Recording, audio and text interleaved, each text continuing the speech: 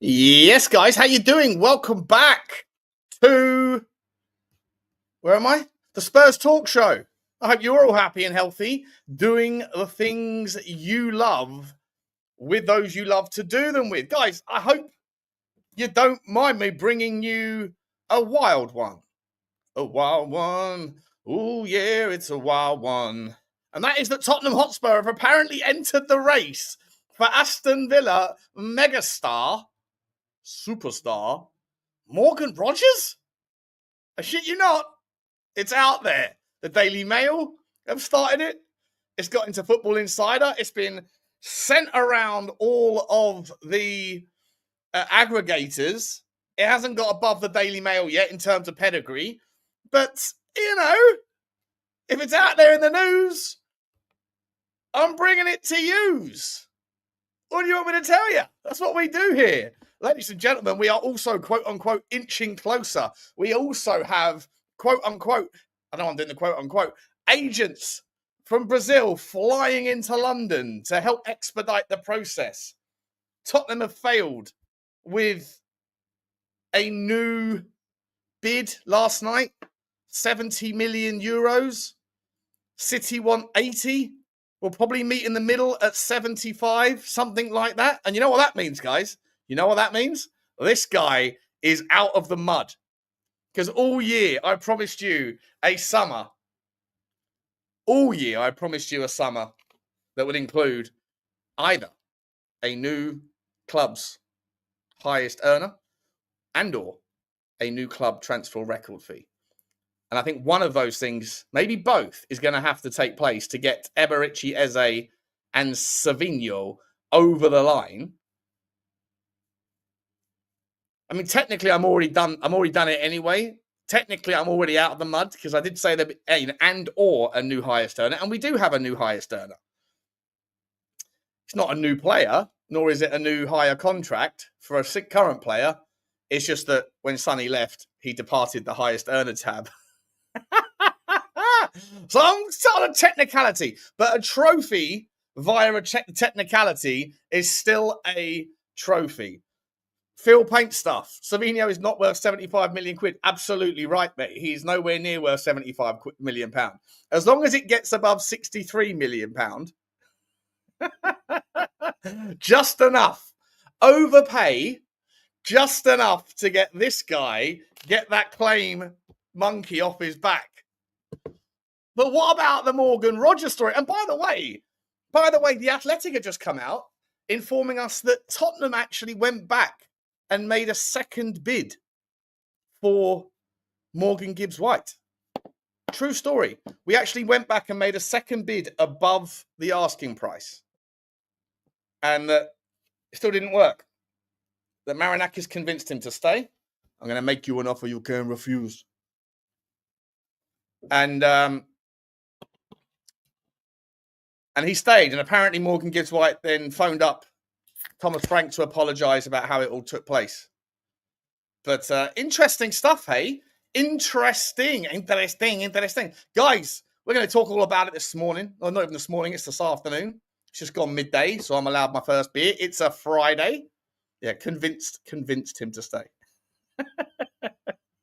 100%. How's everybody doing, by the way? How's everybody doing? There's 500 people in the house, straight out of the traps. We love to see you. We love to see you. Do me some favors. Smash the granny out of the like button. Hit the subscribe if you don't mind at all. If you haven't already, hit the notification bell and drop a comment. Are we getting a bomber today? Ali Gold has said Tottenham are doing everything they can to tidy up these deals over the next couple of days. Be nice to get one done today, wouldn't it? Juan de Ramos. Ramos before the bomber. Come on, let's do this, says Don Pappers. Good to see you, mate. Tottenham to win 3-0. Last goal, Tel, 35-1. Oh, Jesus Christ. Listen, I mean, I don't know. When you hear, and like I said before, I think Stel and I's history is in the past, so we can now talk about the takes that we have without that sort of venom or whatever that we used to do years ago. You know, he's now a business partner of mine, so it's all in good nature. But gee whiz, when you hear a take like that last night, and then you see people in the chat that are going, no, Stell's bang on. Stell's bang on. Mathys Tel isn't good enough. Therefore, him proving that he might be good enough is really bad. Him scoring a hat-trick, which would kind of dent our opinion that he's horrendous. Well, that would be really bad. Yeah, it would be really bad. Not for Tottenham. It'd be really bad for your take. And I think that's the thing now. People get so attached to their takes that they don't want to move. And they don't want things to happen that might prove those takes to be silly or short-sighted or temporarily adjustable, even if those things that would have to happen for that to happen are actually good news for the club that you support. You know? It's wild. Like sometimes I think Stell just like me likes to be a contrarian, likes to sort of, you know, just throw some stuff out there because it's good content or whatever. But when like the chat aren't benefiting from the content, so when they say yeah, Stell's bang on, what are we doing here? What are we doing here? I might have to put a little poll up. You know, do we want Mathys Tel to score a hat-trick tomorrow?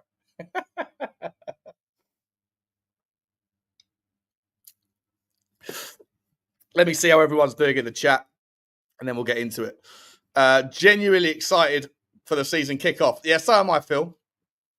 So am I. All in glass half full? Is that what it is? Is that what the emoji is? Or all in the trash? All in the bin? In the bag? What is that? No, it's water in a glass. Glass half full. Is that what we're doing here? I think that's what we're doing here. Good to see you, Jake. Good to see you, DJ MY25. I did say Rodgers, said AZ Spurs. What did you say about Rodgers? You said you wanted him, or you said we were going to go for him? But listen, if there's truth to it, even I think it's absolutely ludicrous to think that we could get that. But what's going on? Just imagine. Imagine if we actually looked at, right? So I'll be honest, I don't really care. When David Ornstein says Tottenham are looking at multiple eights, when Tottenham said multiple eights, multiple tens, I'm like, oh, okay, what are we doing here? And I know, like Sava was saying, oh, you know, we're going to go for Eze and we're going to land on El Canoes. I don't believe that for a second. If it happens, it's horrendous. It really is. I don't even rate El Canoes. There's people out there that rate him, but just wouldn't have him right now above Eze, which is obvious. But I don't even personally rate the guy. Not yet, anyway. From what I've seen of him, largely he's just a highlight merchant kind of guy. But look, when you're suddenly going, well, hang about. So we've got Savinho, we've got Eze. I'm still getting mugged off and mudded for just telling you guys that there was stories out there regarding Rodrigo. Like Savas was coming at me, go, oh, Sean, clickbait, you know, tell anyone about Rodrigo. Look, is Rodrigo not in the same ballpark as a Morgan Rogers, as an Eberici Eze, as a Dani Olmo? Are they not in the same sort of ballpark? They're all tier 1 players, aren't they? Tier 1, top of tier 2, depending on where your tiers are. I know where Arsenal's tiers are. They're in that bottle of water. I've been drinking them for the last couple of weeks. But where your tiers are will determine where those players sit. But they're all somewhere on that spectrum. They're not far away. They're all 60, 75 million, 70 million pound players. So if Tottenham are genuinely thinking about going for, in the 10 role, one of Eze, an Olmo that's versatile, maybe a Morgan Rogers that's versatile, a Savinho that's versatile, although can't really do the 10 thing, Eze that's versatile. What's so ludicrous to think that Tottenham didn't also have a look at Rodrigo? Now, maybe Rodrigo said, no, I'm not interested. But maybe Morgan Rogers would say the same. But then I think probably you could have made the argument that Savinho would have said the same, but he hasn't said the same. So sometimes there's no harm in asking. It's just where do you draw the line on how much time are you going to waste trying to convince players that don't want to come? Look what happened to to Newcastle. Newcastle spent the entire summer basically going after, the 10 out of 10 birds on the catwalk when, your idea of a first date is Nando's. They're not interested in that. No disrespect. I'm not calling Newcastle Nando's FC. I'm just saying, don't waste your time always going after the unattainable goals. First, get yourself down the gym. Maybe drop a little bit of weight. Maybe go get a side gig to earn some cash and then go back after several years of plastic surgery. And then maybe if she's succumbed to a cocaine habit or something and she's a little bit off the top, maybe you got a chance of getting her. But at the moment, Newcastle, you're not getting those players, especially when your wingman is, 6'6", 6 foot, 6 pack, 6 figures. That's not Newcastle. Not yet. Not yet. I hope you understand the analogy in which I'm using. We like analogies over here. DJ NY gets me. He hears it. 80 million for Rodgers. 80 million pounds. I'd pay it. I'd pay it. Leave out Rodgers. We got a Villa fan in the house. What's happening, Linesy? Linesy, come back to me, man. Come back to me. What are you saying? Are you okay with where Villa's window?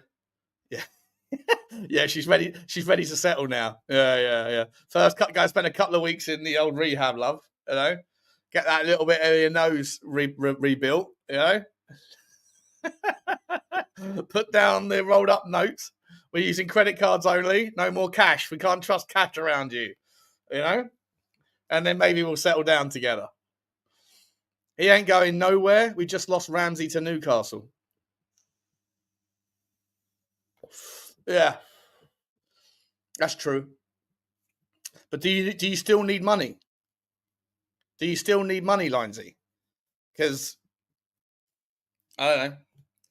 Little birdie told me that Mrs. PSR has been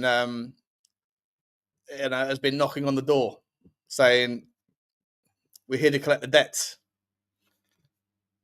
And your husband's been out there spending some money on gifts for other women or whatever. I don't know what's going on. My analogies are all over the place, but you understand the point. Do you still need to raise some cash or get your numbers down because you still got that 96% thing and you still got that PSR bill to pay and you still got to get your squad cost ratios in order and all of that stuff?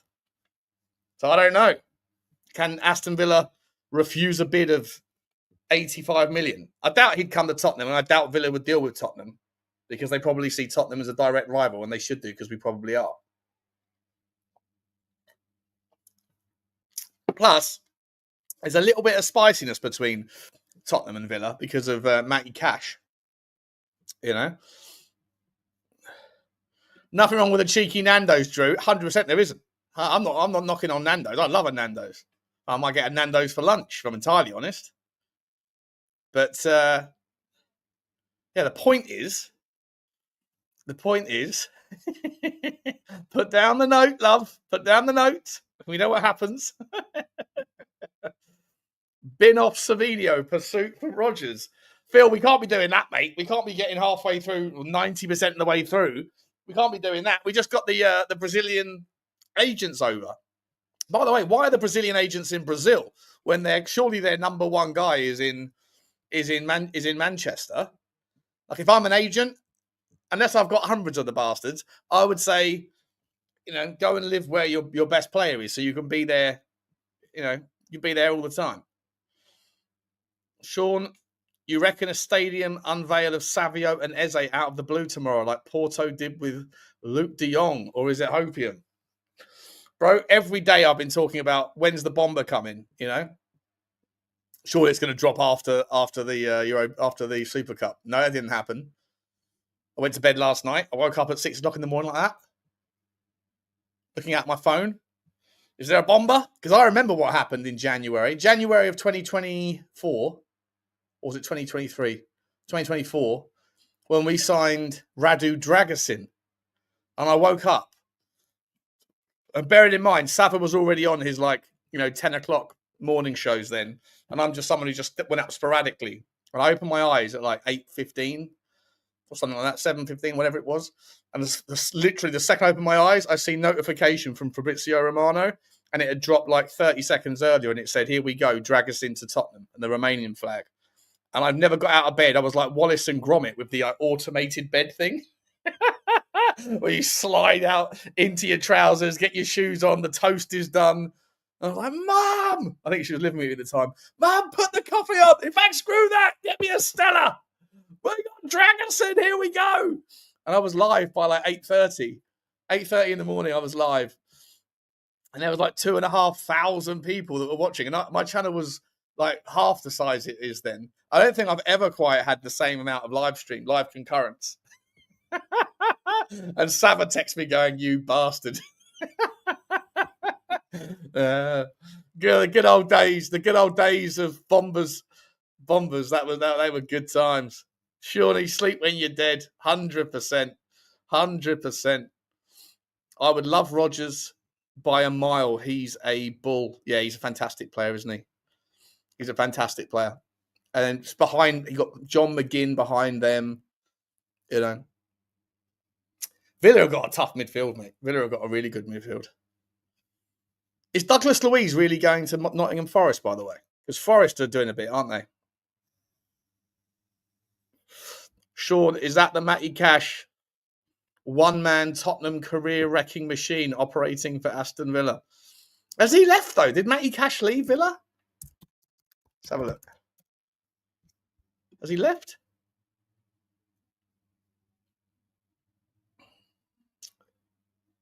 No. No, he's still there. My bad. He's still there. We got some super chats. Let's get into them, shall we? Let's see what everyone's thinking. Then I'm going to get in and start sharing some news. Start sharing the news. No bombers today. Big up, Shawnee. Love to hear an Eze bomber today. So would I, mate. What do you reckon is going to happen first, though? Savinho? Eze? Do you think we're going to get disgustingly ridiculed if Arsenal, Eze to Arsenal, here we go? That would just be knife through my heart. The Arsenal fans, I was watching AFTV last night. They're watching a clip. Amazing how most of them were suddenly playing down. We clearly didn't want him. We clearly didn't want him because, if he's going to Tottenham, then obviously Arsenal weren't interested. I think they need to get off their station a little bit. I know we've had sort of 4 years since the Champions League of being behind them, but didn't we have 4 years of being above them in the 5 years prior? And last season we finished 17th and they might have finished second or whatever. But we won the Europa League. They can't win anything. He's not going to be the hero at their club like he is at our club. I don't think it has to be one of those, well, if Arsenal are in, he'll choose Arsenal. He might do, but I don't think it's a slam dunk, no-brainer comment to say that might not be true. I think that there's a chance that Eberechi Eze looks at Tottenham and thinks, at the moment, in the short term, there's a big gap between Arsenal and Tottenham's squad. But who's won the most recent trophy? Us.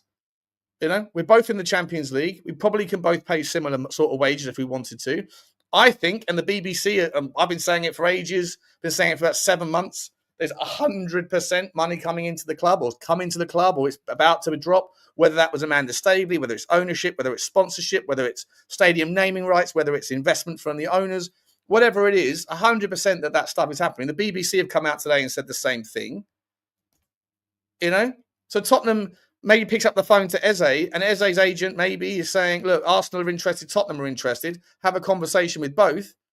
And Tottenham's pitch is, don't worry, you won't just be the only bomber. We've got money. We've already done Polinia on loan. And by the way, anyone that's downplaying that because it's a loan, you're missing the point. In reality, if you could guarantee that every player that you signed on a loan first, with the option to cement the signing at the end of the year, guaranteed if you wanted it at the price point that you would otherwise have to pay up front now, every club should and would want to have a loan deal first, just to see if it works out, to see if the player has the mentality, to see if the player fits the system, to see if the player acclimates and settles into their new life and their new surroundings. All of those things you don't know until you know. Cue the certain video. There are known knowns. There are things we know. We also... Anyway, no, that's 15. I need to shorten that. It's 15 seconds. But in a nutshell, Polinia, good loan deal. Kudus, monster. If we go and get Savinho, and you pick up the phone and say, listen, we're trying to get Savinho, and if not him, we're going to get someone else that's of that ilk. We want you. And don't worry, we're also looking at a striker or a centre-back as well. But we're going to build the team around you. We are going to build the team around you. There's nobody that's taking your position. If you stay fit, it's yours for the majority of the season. We'll rotate you with Decky when he's back, but he's not back for a while. Maddison's out forever. So, you're going to be a hero. There'll be 1 million shirts with your name sold within 5 minutes of you signing. There'll be a song. Spurs song sheet will be on the song generation within 30 seconds. They probably already got 15 different iterations lined up, just waiting for the here we go. What's Arsenal's pitch? Well, look, Odegaard's still our captain, so you kind of rotate with him. And we've just dropped 60 million quid on Noni Madueke, but the fan base don't really like him, so you can kind of go out on the left if you want, maybe. But then how do we justify that? It's not as easy. He's one of many big names at Arsenal. He's not at Tottenham. So I don't believe for a second that when Arsenal fans say if he went to Tottenham, it's only because Arsenal didn't want him. I don't believe that. Do you? Arteta would kill Eze. Yeah. So I was doing the super chats, wasn't I? Sorry, I went off on a random one. Big up to you, RFS, member for 20 times. Thank you very much for that super chat. Hamon, good to see you, Hamon. Got to be some here we goes today. Also, apparently looking to bid for Dani Olmo. Not sure I believe that. Great show, Shawnee. Appreciate you, Hamon. Thank you very much for the super chat as well. Very, very generous of you, buddy. Very, very generous. Look, I personally, I'll be entirely honest, I personally think that Dani Olmo, if he can stay fit, is a different type of player. It's a close. I've already said it. I'm not going to walk it back. If you offer me right now a fully fit Dani Olmo or a fully fit Eberechi Eze, because both have injury issues, for the same money, for the same price, I'm probably taking Dani Olmo. I think Dani Olmo is top draw. Some people think that Eze's clear. I think that it's very close, but I'd probably take Olmo. Let me know. But I'd imagine that one, if it does materialise, if Eze goes to Arsenal, like you say there, mate, not sure you believe it. It won't be Dani Olmo. It'll be Dani Almost. That will be the headline. That will be my thumbnail. Dani Almost when he ends up staying at Barcelona. But Barcelona can't register their players.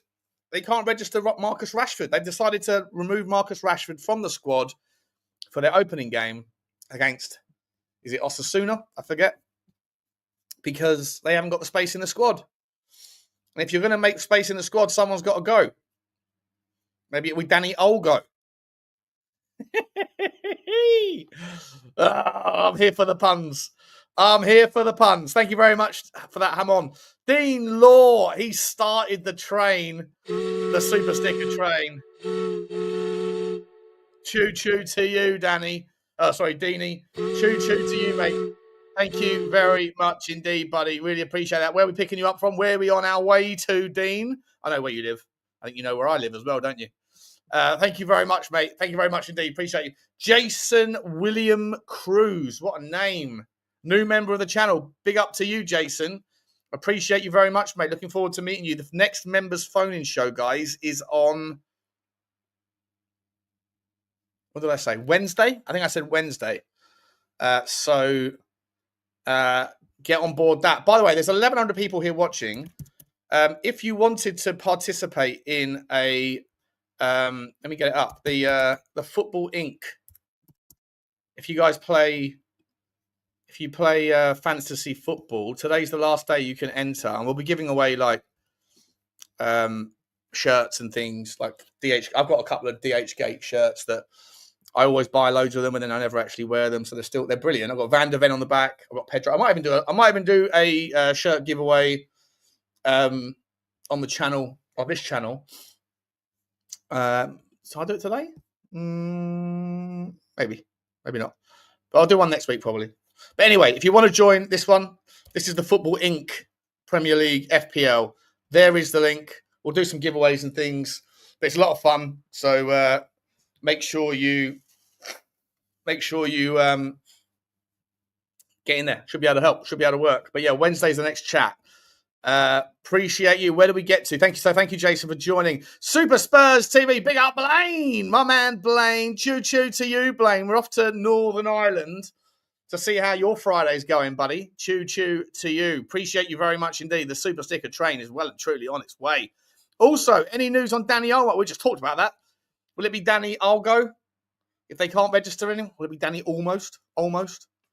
If we try and we fail. I love Dani Olmo. I'm going to look at his stats. I'll show you his stats in a minute. I don't think his stats do him justice, though, because he plays about 15 different positions. You know, he can play as a centre forward. He can play as a false nine. He can play off the left, the right, in the 10. He's just unbelievably tricky, unbelievably delicate with his passing. His IQ is just out of this world. His through passes. He probably makes more sense from if you buy into this narrative of like you've got the sort of the wingers, you've got the dribbly guys versus the passy guys.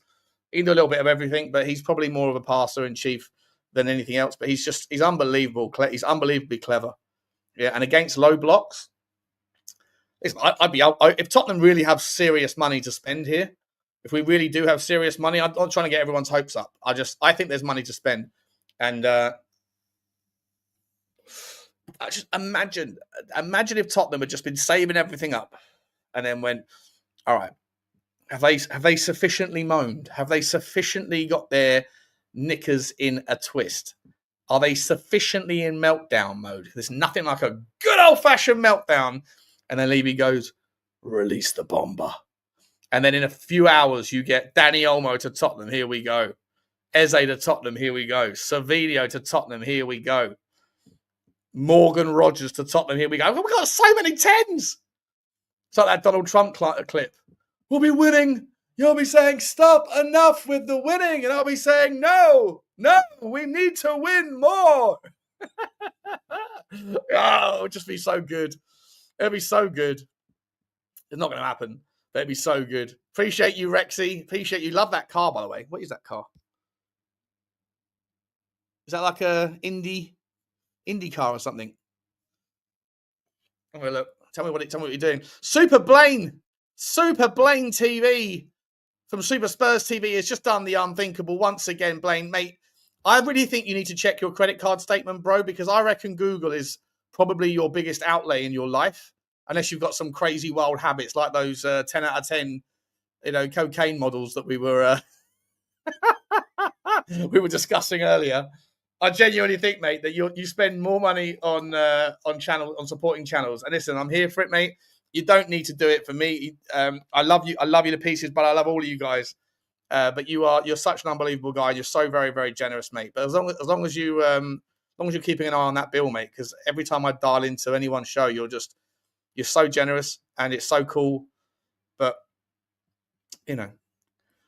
just make sure that it's all good for you, mate. But I appreciate you very much. And Ortidia, what a name that is. Ortidia's become that's a great name for a business, mate. Is that your business name, or is that like a brand, or is it just something you came up with? Because if it's not, you should go and buy Ortidia.com, because there's a million ways that you could pivot that. You could sell that domain to 100 different companies. That would be an awesome brand name for something. So very clever. But thank you very much for the new membership. Looking forward to getting to meet you as well. Wednesday is the first show. Big up to you. Oh, not sorry, the next show. Lubo her up, Mr. Pox Office. He's also on the super sticker train. We're going over to Norway. Wow, we're going everywhere this morning. Where have we gone this morning? We're in Essex or my way. We're in Northern Ireland, and we're now over in Norway, and I think it's Northern Norway as well, I believe, if I'm not mistaken. Studio 23 has also come in with a super sticker. Thank you very much indeed as well, my man. Very cool of you, buddy. Very, very cool of you. David BL has also become a YouTube member. Dave, I'm sure you remember. Yes, did you not join the membership yesterday, or was that on Football Inc? I can't remember. Or was it maybe on Spurs 5? Either way, you're certainly a brilliant man to be around the channels, mate, helping everybody out, supporting the show. Can't wait to meet you. Please jump on Wednesday. And Blaine has come back as well, saying maybe, just maybe, our board has seen change for Tottenham and thought, let them protest. They come, buy our food and beer and go to the games. They want cake? Let them eat cake. Listen, that change for Tottenham thing, it's ridiculous. So I was listening to Billy T, and I like Billy T, right? He's a really nice guy. I've met him. I've shared a stream with him. Very well spoken. He's very calm. He's very measured. There's nothing personal, by the way, about any of the stuff that I talk about with regards to change. A lot of it's banter. A lot of it is, just my kind of personality of just sort of giving people a little bit of breaking their balls or whatever. I don't know the other guys that are involved with change for Tottenham, but I don't. Whoever runs the Twitter handle, I do find it quite shameless at times. The way that whenever something happens that's good for the club, they seem to say "Thanks for all your support in getting this done." And I'm just like, what are we doing here? Like the Donna Cullen one was just ridiculous, right? Like she was scheduled to leave a year earlier, but somehow that was changed for Tottenham's responsibility. They take credit. And then I saw Billy on Last Word on Spurs, and I think he was saying, look, the justification for the protest is that essentially maybe if we do it, even if it's a small one, given that we don't have a lot of time to organise it, maybe it will, invoke some sort of reaction from the board that will help with the last few weeks of the transfer window, which I guess is the only really justifiable reason for it. Like there's no other sort of reason that justifies it when the window's not closed and they just won a trophy. Like if you're protesting about the transfer window, it's not shut yet. If you're protesting about lack of trophies, you just got one. There hasn't been any other opportunities for any other improvements in the last 3 months because we've been on holiday, yada, yada, yada. So if you're trying to find the justification, then it's that one, which is that in the next couple of weeks, that protest will maybe have lent into, doing some more activity.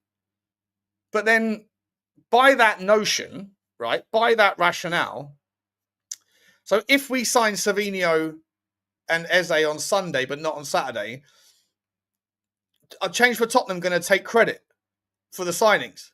Or if we sign anybody between the 16th of August and the 1st of September, our change for Tottenham going to say, well done, everybody, And if so, then as shameless as that is, let's keep the same energy. If we weren't to sign anybody from the 16th of August until the 1st of September, following the protest, of which the justification for was based on some weird notion that the protest was there to lean energy into making the owners do more, or if we didn't sign anybody, then does that diminish the value of the protests in that they're not actually making an impact? If the argument for doing it is that it leans in and they'll take credit if something happens, then God forbid something doesn't happen. Can we all sit there and say, well, then if that was the point of the protest, then the protest don't mean shit. So can we all shut up? I don't know. just working on the logic train. We got the super sticker train and we have the logic train. That's what we have to do here. Anyway, let me know your thoughts. But thank you very much, Blaine, for the protest super chat. Let them eat cake, 100%. And by the way, I respect the protest, and I will be there tomorrow.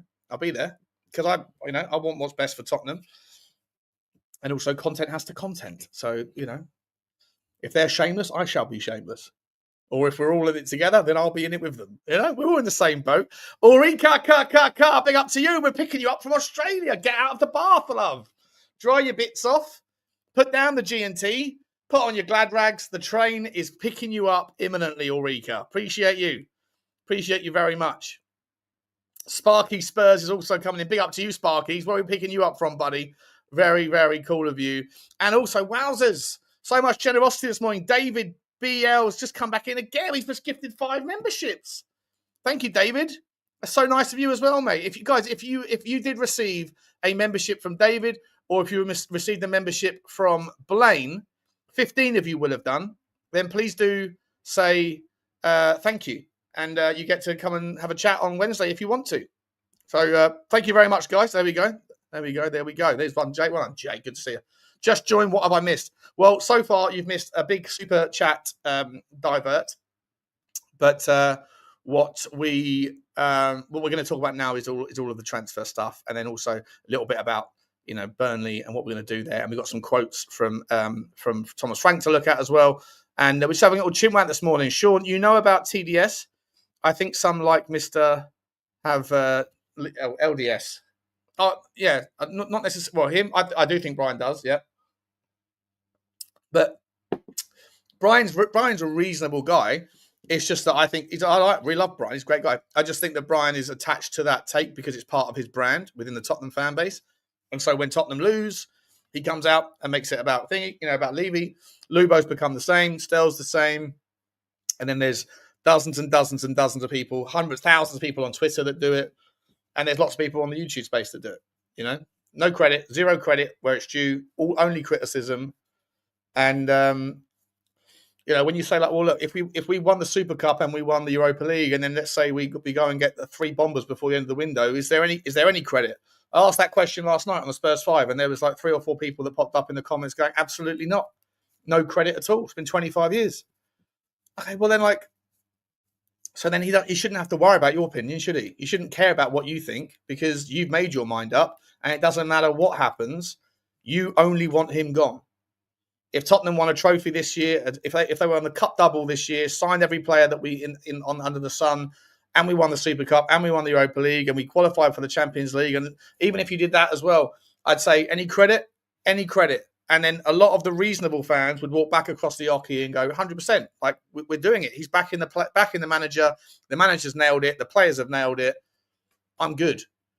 But there'll still be a percentage of people that will go, fuck him, because they made their mind up and their opinion is attached to that outcome. And people are attached to their opinions. It's a dangerous place to be. Not that you would ever want advice from me, because you don't know me.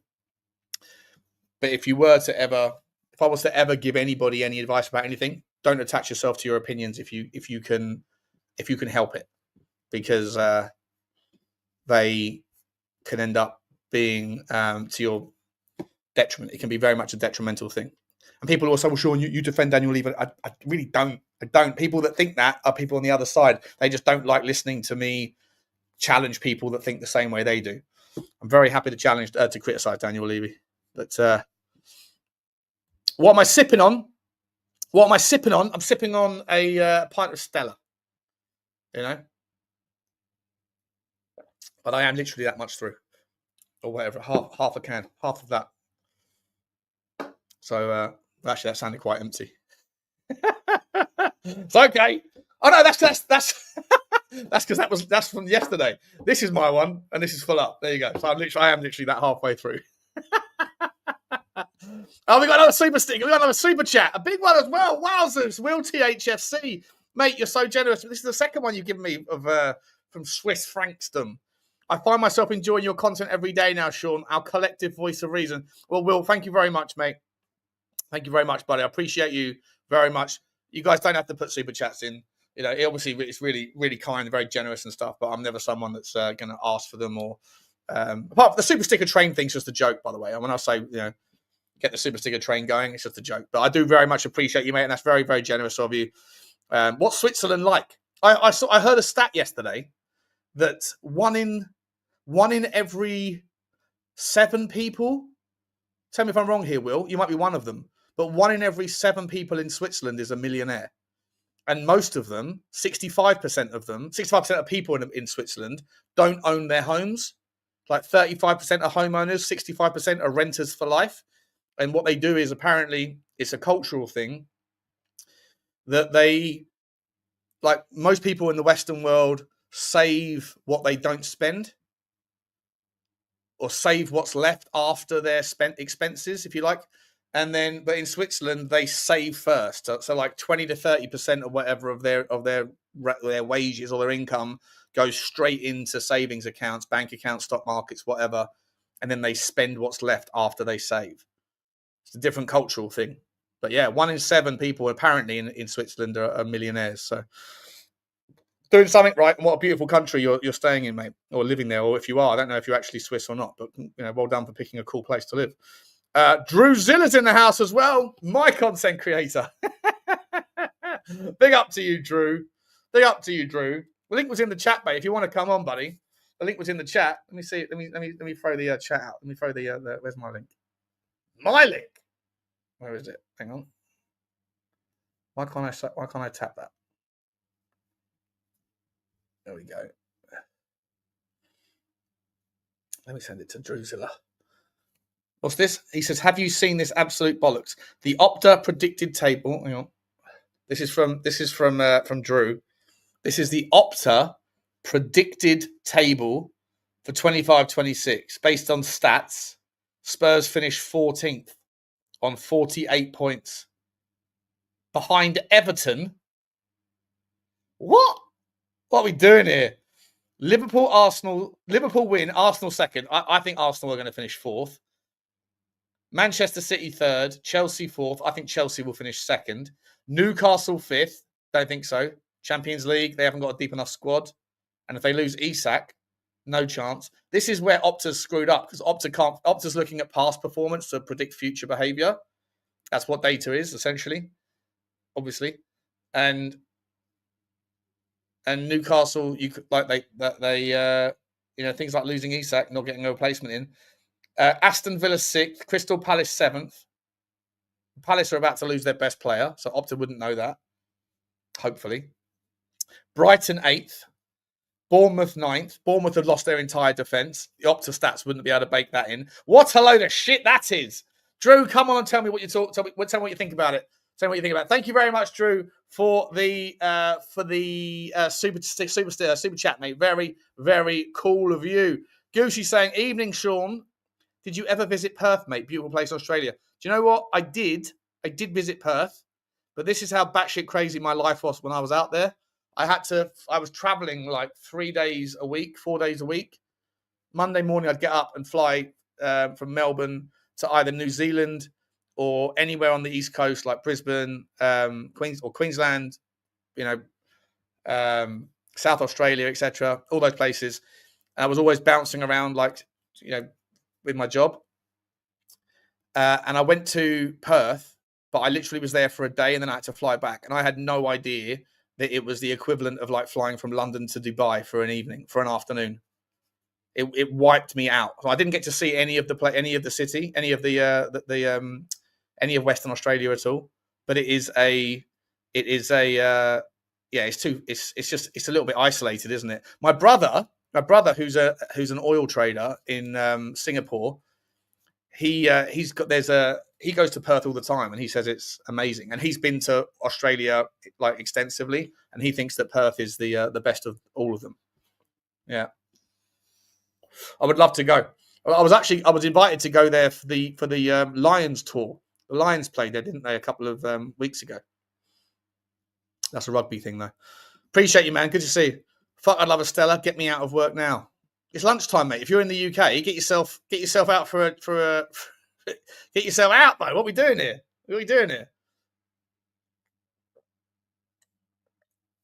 Right. Let's talk about some football stuff, shall we, guys? Let's talk about some football stuff. Let's get this. So let's first and foremost, let's get the Morgan Gibbs-White bit out of the way, because this is, I think, it's quite interesting. Patrick lives in Perth. There you go, Patrick. You can hook up with my man Goosey. Catch up. I'm going to start a Discord, by the way. Let me know if it's worth it. There's actually a Discord link in my description that I don't know how to set it up. I've never been into like gaming or anything, so I've seen Discords, but I don't really know anything about any of that stuff. So I might get someone, unless it's complicated, unless someone knows, if any of you are watching, think it's a good idea to be able to have like, the only problem is I'd love to like be able to open up my WhatsApp to, bring everybody into my WhatsApp group. But just because numbers get shared and then they get hacked and I'm going for all my shenanigans and things, I don't want that to happen. So I'd love a place where we can all just chat. Everybody can chat all day, but that doesn't have to give out your telephone number. If anyone's got a solution for that, and I think Discord is one such option, then I'll set it up, and then people can connect, and we can have the members group, and then the kind of the StreamYard links can all be posted in there. We can do a whole thing. So let me know if anyone can help me set that shit up. I don't know how to do any of it, but I'd love to. Signal can be used with usernames, can it? But is Signal is that going to be limited to like one group text, like a WhatsApp group? Because I think Discord would be cool if it could have like transfer stories in here and like get to know you story, like get to know the members or whatever thing in there, and a tactics server or whatever, like to be able to separate it all out.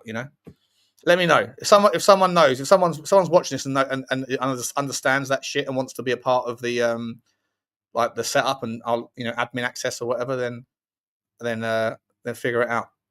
You can figure it out anyway, because I'd like to get this. I'd like to get the community a little bit tighter and just get, because it's a cool. You guys are awesome. I love you all. Jay Harris says Spurs made a second bid for Morgan Gibbs-White's £60 million release clause. 25-year-old was keen to join Spurs, convinced to stay by Marinakis. Gibbs-White then phoned Frank to apologise for how the situation played out. I wonder if he said the truth.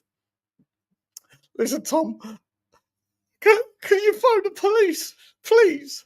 I'm trapped. I'm in Marinakis' basement in a cage. Apparently, there's an article on it. Inside Morgan Gibbs-White failed move to Spurs. I do have the Athletic, but maybe we'll come back to that a little bit later on. What are we doing here? Is that going to work? Let's have a look. Yeah. Okay. Is there any news on it? Yeah. Well, we'll come back to it. Oh, apparently I'm not a member anymore. Apparently, I'm sure I was. I'm sure I'm a paid member of that. Interesting. We'll have to come back to it. Anyway, let's go back to Twitter and let's go to our friends over at All Things THFC. On July the 10th, here we go. Spurs notified Forest that they were about to make a formal offer for Morgan Gibbs-White, which was then sent through official channels. The overall package, including potential add-ons, would have eclipsed the £65 million club record fee they paid to sign Dominic Solanke.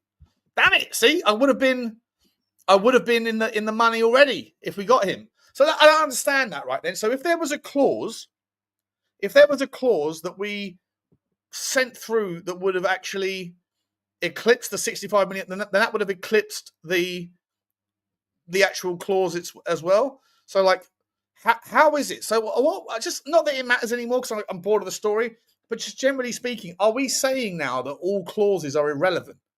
Like, is that why Tottenham haven't triggered the Crystal Palace clause?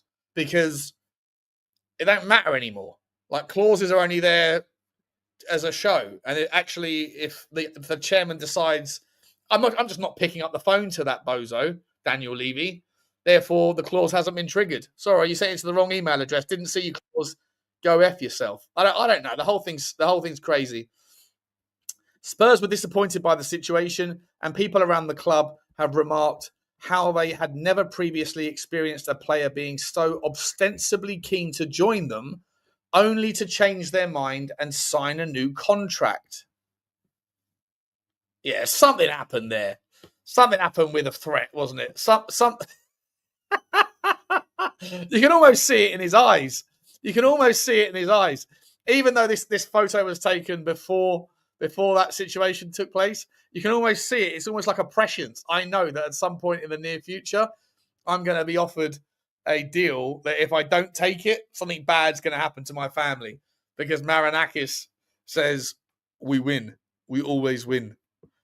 I mean, what are we doing? But they remarked how they had never previously experienced a player being so keen to join them, only to change them on and sign a new contract. Wowzers. Gibbs-White is believed to have personally contacted Thomas Frank since signing his contract to apologise how things played out. The Tottenham manager told him he had nothing to apologise for. That's from Ali Gold.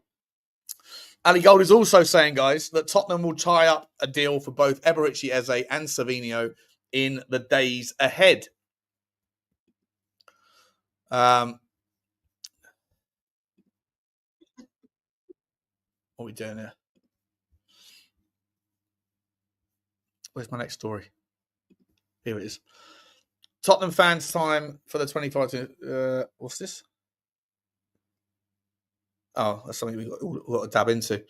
This is also Thomas Frank on Richarlison. This is from the press conference yesterday, guys. Yeah, I think Richie was really phenomenal. His hold-up play, his intensity, his arriving in the box was top, and his attitude, top. Of course, we're aware of his fitness situation. That is why we have monitored him closely. That's why he didn't play Reading, but he is on it. I mean, what's up with his fitness situation, guys? What are we saying here? Like, he can't be... Oh, Drew's in the background. Sorry, Drew. How long have you been there, buddy? As long as Morgan Gibbs-White. Blink twice for no. Blink twice for no. Sorry, mate. I was looking at my good, Twitter mate. screen, so I didn't actually see it. Good? What's going on? Are you good? I'm all right, mate. How are you? Good, mate. Good. Let's get into a chin wag. What are we saying, mate? Do you think Morgan Gibbs-White is in trouble? I tell you what, I guarantee his phone's tapped. I guarantee Marinakis knew about this. Will we see Morgan Gibbs-White again? Will he be indefinitely injured? You know what I mean? You never can tell. How you feeling funny. about the Savinho? Well, just quickly, it's really funny because I just typically have my phone on. It just plays. It auto plays videos. For some reason, I was listening to a show yesterday, and then it finished, and it must have just auto started playing another show from like 2 weeks ago. But I didn't cotton on, and it was you and Johnny talking about Morgan Gibbs-White, and I'm like, "There's no way this is on again." And then it took me a minute to realise that it was from 2 weeks ago because I thought all of a sudden, like they just got him. Ian Meth, Ian ITK Meth said the other day, didn't he? He said, "My sources are telling me that Morgan Gibbs-White is back on." I was like, "Oh, what are we doing here?" And to be entirely honest, mate, when I first saw the tweet from All Things Tottenham that literally just said Tottenham made a second bid for Morgan Gibbs-White, and then it gave the guy from the Athletics name. I went, holy shit, Ian Meth actually is an ITK. What's going on? And then I looked into it. I was like, oh, no, he's not. No. Brilliant. Well, apparently, rumour is that Savinho has just followed his favourite Brazilian steakhouse in North London. So it's on. He's got to be on, isn't it? It's on. Eze apparently... exactly. Quick, content, not content. Right. Eze apparently unfollowed and then refollowed his same hairdresser just to make it look like there was something going on. That'll do as well, though. That'll do for me. You know? Exactly. Content's got content. Shame the thumbnail, please. Exactly. Who are we on to next? So we got these two in the bag. Who's next? Olmo? Listen, mate. Well, do you rate Dani Olmo? I do. I've rated him for a while. I wanted him when he was there. Was it Leipzig? Absolute baller. Class touch. Absolute class. Wand of a foot. Do you think I'll get away if I run like a YouTube like whilst we're having a chat about it? If I just put up another video on YouTube and I zoom in enough to cut out their brand or whatever, do you know I can just put a little bit of Dani Olmo highlight stuff in the background just so we can have a look-see? Because the guy's an absolute machine. I mean, I wouldn't be opposed to it. I mean, what do we like to say around here? Content's got to content. Content's to content. Maybe if I just put, I won't do it. I'll get in trouble. He's playing with fire. He's playing with fire, chat. Playing with fire. Yeah, I've lost too much. I can't lose anymore. Exactly. Tell you what, he gets a couple of Stellas in at lunchtime, and he's trouble. All bets are off, bro. You want to see me later on this evening? I'm going to be on George's channel later. 5 Stellas in, a couple of margaritas. There we go. Let me tell you a little something about Dani Olmo. Yeah, right. Where's those other 4? Let's get impromptu Spurs 5 right now. Let's get them on. Did you watch the Spurs 5 last night? I did, yes. Did you get hold of the Tel take, the Mathys Tel take, he's saying, "Oh, I don't want him to score a hat trick." I'll tell you what. First off, can we talk about the amount of names that Mathys Tel has got? It's Mathys, it's Matthias, it's fucking Matthias, it's Mutus. I got the other day. Crikey, I feel sorry for the kid, man. I really do. And honestly, everybody is obviously clearly entitled to their own opinion, and I don't know the guy, but from that take, shocking. Just absolutely shocking. And he and I have got a lot of history, obviously, I know. years, but we sort of buried all that stuff. Yeah. And we're just sort of working together now. So it is what it is. And I think that content has to content. So I hope that part of it is just it was a bit of a kind of, because I spent all day going, oh, by the way, guys, like you've got to dial into the Spurs 5 tonight because it's going to be fireworks. I said that on this channel. I said it on Football Inc. And I genuinely meant it, because if you saw the post Euro Super Cup DM group that we have on Twitter with the 5 of us, with Stel going straight after Thomas Frank saying he doesn't win trophies, and then Sava obviously is embedded now in his Thomas Frank is the best manager since sliced bread thing, right. And Johnny's obviously feels the same, and Lube wants to go after Levy.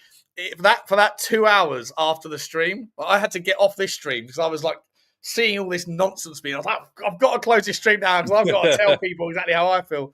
I was like, and it went on and on and on to the point where the chat almost got like shut down. I was like, lads, let's just stop being nasty to each other. Let's just leave this chat for admin purposes. It didn't stop. It just carried on. So I was expecting it to go off, but by the time that Spurs 5 started, it was all very kind of like mature and respectful. And can I respectfully request that you name that WhatsApp group "Clowns to the left of me, Jokers to the right"? 100%. 100%. I've got a couple of super chats, mate. So do that, and then we'll get back to it. But thank you very much for the super chat, Drew. You know you don't have to put those things to me, but I really appreciate it. Love to. You're better than anything I get over here. Do you know what I mean? I'd rather spend it on you than some crappy fucking subscription service that I'm never going to use. You know what I mean? Well, I appreciate you, mate, very, very much. But thank you very much indeed. Ulrika's come back in saying at left back, I'm thinking Spence for inverted wingers and Udogie for conventional wingers. What do you reckon? So there's that take 100%. I also think that I would imagine that in a back 4, it depends what we do, right? If we're playing back 4 at home, but against a team that has a monster right winger, which most teams do, because I think away from home against the big teams, and in Champions League we probably go to a back 3, and I think you could still then possibly make the argument that Destiny Udogie is a better wing back than Spence is, because he gets forward better. But defensively, it's not even an argument. Right. Jed Spence is just an absolute baller defensively on the left. It's like how much versus, I mean, most top right wingers are left-footed. Most of them are. Yeah, exactly, because they want to come in and have a pop shot. That's. I think that started. I don't want to say like mid 2000. I think was it Iron Robin that started it. Do you know what? I'm almost inclined to say it was more. Isn't it more kind of a Thierry Henry? Because he always used to drift out and just come in and just burn people. And I think that might have even been a bit pre-Robin, but they're obviously around the same era. But yeah, that kind of either flank coming in is how you ended up going away from the 4-4-2 and into the 4-3-3, and just having the one man 100%. Up front, really. And then, everybody all of a sudden wanted to become either a left or right winger and come in, because that's where you get all the adulation, right? That's where it all starts. So I think for me, do you especially in a 3 at the back where you're using that wing back system, does Udogie offer enough going forward that he would replace? He would replace Spence, because I think, like you just said, tracking back and tracking your man, I think hands down Spence is the one. So does he offer more defensively and enough going forward that you question whether actually on a pound for pound basis, like he's actually kind of worth more. Like Udogie should be the backup to him potentially, as opposed to the other way around. I think it's a horses for courses game. Like if Udogie was fit tomorrow, he's not. But if he was, you play Udogie against Burnley. I think you play Udogie against Fulham. I think you play Udogie against Palace. I think you play Udogie against Brighton. I think you play Udogie against... I think at home, at least, I think you could make the argument that you're going to need your your fullbacks to be the kind of the width until you get a Savinho. And then when you get a Savinho in, if you get a Savinho in the next couple of weeks, then you don't need, because Savinho's not going to track back, even though actually he does defend from the front. He actually is pretty good at defence. Like he does get stuck in. But I think you can make the argument that you're not going to need that overlap quite as much from a Tottenham system that has a Savinho on the left and an Eze in the 10 and a Kudus on the right. You're just not going to need it. You know. Well, yeah, Savinho's going to be so far up the pitch, like if he overlaps, he's going to be in the car park. You know what I mean? He'll be in my lap on the south stand. Yeah, right. Yeah. I mean, yeah, I don't know. It's a good question, though. It's a good question, Ulrika. It's nice. It's a nice headache for Thomas Frank to have. It Problem really is keeping Udogie fit, though, right? Yeah, and I always kind of wish he had that problem on the right hand side as well, because I don't necessarily know that. I mean, I think you're playing with fire a little bit, thinking you can get away with having 3 for those 2 positions for the entire season if you're doing the whole competing on forefront vibe. You know, I think it would be nice to have something similar on the other side to be pushing Porro, because as good as Porro's been, and he seems like he's built like a bulldog, and he seems to have his own sort of motivation, and he doesn't really seem to need the push. Doesn't still mean you wouldn't like to have something in the background to even just give the 2 a rest at times. You don't want to always be playing one of them. But I don't know. I mean, we'll see in the next few days whether anything comes in. I think there were still rumours that maybe they were thinking about taking a pop at Sirkin again, just to cover that side, because I think we're still a little bit light on that side. And I know there's rumours of on the left side, but then you've got, Spence. I think if you get another, because I guess there's a universal agreement that Spence is better on the left. But I don't know if that's necessarily true, just based on the fact that I just haven't had a chance to see him enough on the right, because Porro has been so good and so consistent. Yeah. So I think I would still, given the lack of cover on that side, I still think I'd like to see somebody maybe coming on the left, on the understanding that, even though the likelihood is that Udogie and Spence are going to get more of the rotation between them, that Porro still has somebody behind him that if he has an off game, Spence can easily go over there and you're not leaving yourself shy on the other side. If Udogie has to come off, you've got somebody then that can come in and replace him. I still think that left-sided centre-back, left-back side is really light compared to the right side. So if you were to go and get, because I genuinely think that if Jed Spence if he thinks he's a right back because he wants to get forward more, like I think that he probably will find it more awkward attacking off the left, because the role of a fullback, generally speaking, when they're overlapping, they overlap on the outside. Right? Think about Anthony Robinson, that kind of vibe, right? They want to get down the outside, but I don't think he's particularly strong on his left foot, so he's not going to be able to offer you that ability to cross and whip the ball in like an Anthony Robinson can. So it depends on what you're looking for from the fullback. But I think if you put Jed Spence on the right. And by the way, like, you can't expect Pedro Porro's body to go on forever without an injury. Like we run that gauntlet last year, and we got away with one massively by him being the machine that he is. But at some point, he can't play 60 games this season or whatever we're going to end up playing. Can't do that, right? We've got what have we got? We've got guaranteed 46, 47. We've got guaranteed 48 games. Yeah. But let's assume that we, do relatively well in the 2 domestic cups. That's maybe, 52 games, 53 games, something like that. Maybe you're looking at 2-leg semi-finals probably as well, unless they drop that. So even if you 2-leg semi-finals is in that, and then also even if you don't finish in the top 8 in the Champions League, that's another 2 games in the playoff. So You're talking. You could actually be looking at 55, 60 games and not even have reached a final just because of the layers involved to get there. So 100%.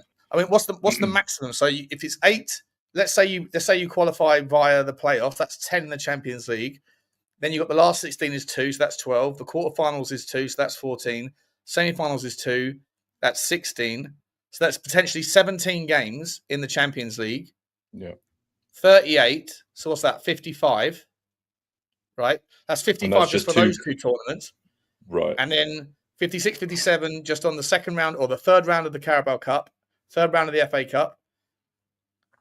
So I think the FA Cup is 3rd, 4th, 5th, 6th, semi-final, final. So that's 7 games, I believe. Or is it 8 games for the FA Cup and 7 games for the Carabao Cup? But there's a semi-final double legger in the semi-final. So it's 8 games, potentially 8 games in both. So there's 16 games there, potentially. Yeah. Right? I mean, we're being very optimistic, but yeah. No, I'm just saying, but potentially 16 games in the 2 domestics. How many was it in the Champions League? 17. 17. So that's 33. And then 38. So you could play 71 games. So 2 seasons, essentially, like barring a couple of games. Yeah. Is that right? 71 potential games this season. It's unreal, isn't it? And some people like Pep wants a smaller squad style, like prefers working with a smaller squad. And I'm thinking, with the amount of football being played nowadays, you almost need like a squad of 30 to be able to alleviate some of the injuries. Because if you get a couple that go down really bad, let's say your first week into the season, and all of a sudden, like we had the disaster last year, and all of a sudden 2 of your big hitters, before you, like even without having a chance to replace them, all of a sudden your forward and your midfielder go down with ACLs. I mean, with that many games, if you're a top team with that many games, you're screwed. I mean, City last year when they lost Rodri, I mean, it just goes to show what an impact it can have sometimes. So yeah, it's nuts. The amount of games is crazy. Plus, you've got the international breaks and all those things, right? Right, absolute load of bollocks. Excuse my language. I mean, I don't mind international football, but the amount they tried to plug in, like it's just so stop, start. Like the first part of the season, you don't ever really feel like you can even get into a rhythm. And that, again, is compounded if you start having injuries and stuff like that. I'm so interested to see how Frank, because he's really kind of impressed me. I'm as I say, I'm nervous that it's a lot, but I mean, as I say, I've taken my hat off to him. The dude is obviously immensely confident in himself to be able to to step into this, and he's handling it really, really well. Like the press conference this morning was fantastic. It's just interesting to see how he juggles it all. Really is. Quick question, mate. Morgan Rogers. Any good player. Good player. Is he? Good player. Would you rather? Is he a top player? Would you rather him or would you rather Eze? Eze. Really? Yeah. I think this team needs. We've lost 2 talismans in the better part of 3 seasons, maybe. Is my math right? We lost Son, we lost Harry Kane 2 years ago, and there's not really, Romero blows hot and cold. Some people absolutely love him, some people hate him, some people are going to be on the fence until he signs a contract or he leaves, and then he'll just be a dog. So I don't know. I think we need somebody. I think you've said that Eze would probably universally unify the fan base. I just think we need something. I think Morgan Rogers would too, by the way. Really? I just think we need something a little special. I just think we need somebody for the youngsters to look up to. And I don't think the youngsters can look up to a 20. Is it Morgan Rogers, 22? I don't think youngsters can look up. But Morgan Rogers, right? So not only is I mean, I'll take both of them because isn't he more of an 8? No, he's a 10, in my opinion. But he can certainly play deeper. This is the thing. Morgan Rogers is the Gibbs-White, but just on steroids, right? But he's 23. He's 6'1". He's an attacking mid. Let me show the screen. You got to look at this output though. Sorry about the overlay. One sec. His output. Did he get? I think he got 17. I mean, it's unbelievable money, right? So they signed him last year in January for £8 million. I mean, what a signing! Really? What a signing, right? And then I thought he was one of their own. I had no idea. It just goes to show what I know. he started off at West Brom, and then he went to. Then he got signed by Man City, funnily enough, for £4.5 million quid. Of course, It's interesting. So Man City paid £4.5 million for him, and then Man City sold him to Middlesbrough after a load of loans for £1 for million. 1.2 million. They must have put like some 50% sell on or something on it. That's wild. They sold him to Middlesbrough for 1.2, and then a year later he goes for 9.4 euros, which is what, 8 million quid to Villa. He's now worth 100 million quid or like, something like that, 80, 90, but whatever. But let's just write Tel off, shall we? Let's just write him off. Mate, I got to talk. Sorry. I never got around to actually saying that with you. Like, as I say, as much as the past is the past, that doesn't mean I'm going to allow absolutely shocking takes. Right. Do you think that when he was saying, and the problem is that I understand that people like Stel and that, like, I know those people well enough to know that when they say what they say, that they don't necessarily, that they can't get their head around the idea that I'll come back to this one, that they are so entrenched in their opinion. And I think it's a horrendous place to be. If you care that much about your football club, that you want to get onto a channel and talk about it all day long. The problem is people like Lubo, people like Stel, people like Brian Daigle. These guys end up, because they care more about Levy and because they've attached themselves to that opinion, like their opinion, that their brand, their profile is attached to that whole Levy out thing. That as long as like the better things for Levy out means better for them, and because egos are everywhere in content, and I'm not saying I'm not part of that, I am, right? But like, if you've got an ego and you've attached yourself to an opinion, then you care more about being right than what is right. And if what you being right looks like is bad things for your football club, that's a really shitty place to be. It's the same with like Lee Gunner, right? Lee Gunner has made a career and a fortune, and good luck to him. He's a very good content creator, but he's made an absolute fortune out of hammering Arsenal at every chance that he can. And so if Arsenal win the Premier League, he's in the mud. And so he doesn't really want it to happen, because he would rather be right and make more money out of being right and saying, look, we fucked it again. I told you. Right. And I think that on micro levels, that's what's going on here. And the same thing with that Mathys Tel thing. Like, because people have attached themselves to this narrative. I don't want to attach myself to a narrative where I'm hoping for bad outcomes for something that actually will help the football club. Richarlison, like, I've given him a hard time, but I am more than happy to sit there and go, fuck, like, fair play, bro. You were amazing the other day, because I'm not going to die on the hill of Richarlison. Amazing. Like, he fucking proper. Absolutely proper, innit? Like, proper. Yeah, well, he was good. He was good. Really good, right? Really good. Yeah. But like, I can't understand why someone would say, I really hope he doesn't score a hat trick. And then the justification is because I know he's shit, and therefore him scoring a hat trick. It does seem a little outlandish. It does. And I don't know the gentleman. Have not had the pleasure of sharing the screen with him. I'm not going to say anything bad about somebody I've never met. No, just the opinion. No, and I'm not. Yeah, and I just but I want my club.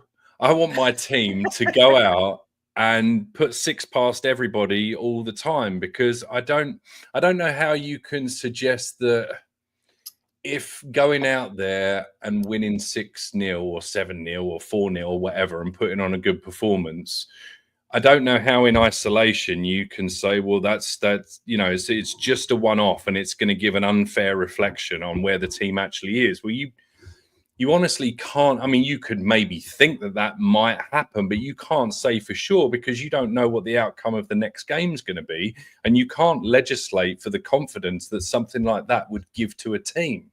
So I'm I always want my team to go out and do the best. I always want my team to go out and win. And I find it a little baffling that you wouldn't want him. You'd want him to score 1, but you wouldn't want him to score 3 because you don't want him overinflate the possibility that he might, I don't know, explode or something. I don't know. It's very, very, very odd to me. Isn't it? Like, surely it would only be good for everybody involved if he went out and got a hat-trick. Apart from if you care about the mud that comes your way for being wrong. Right, I couldn't give it. I'm not calling him out because people know I love Lubo. Like I speak to him every day. I love him to pieces. I can't stand his opinions on Tottenham, but I love the human being. I think his opinions on Tottenham absolutely stink, but I love the guy. Right, but his opinion, like gritted teeth. It took so long. I was like, Lubo, like. Give the buck stops at the top is your logic. It's not mine. I don't think that Daniel Levy won the trophy, but by your logic, he did. Right? So give the man his dues. And he couldn't. And he wouldn't. He refused to. And so, like, I don't know what they really want. Do they really want Eze to sign for Tottenham? Do they really want Levy to go and get a double bomber? Or would they rather the window shut where it did so that the next week the protest has 10,000 people?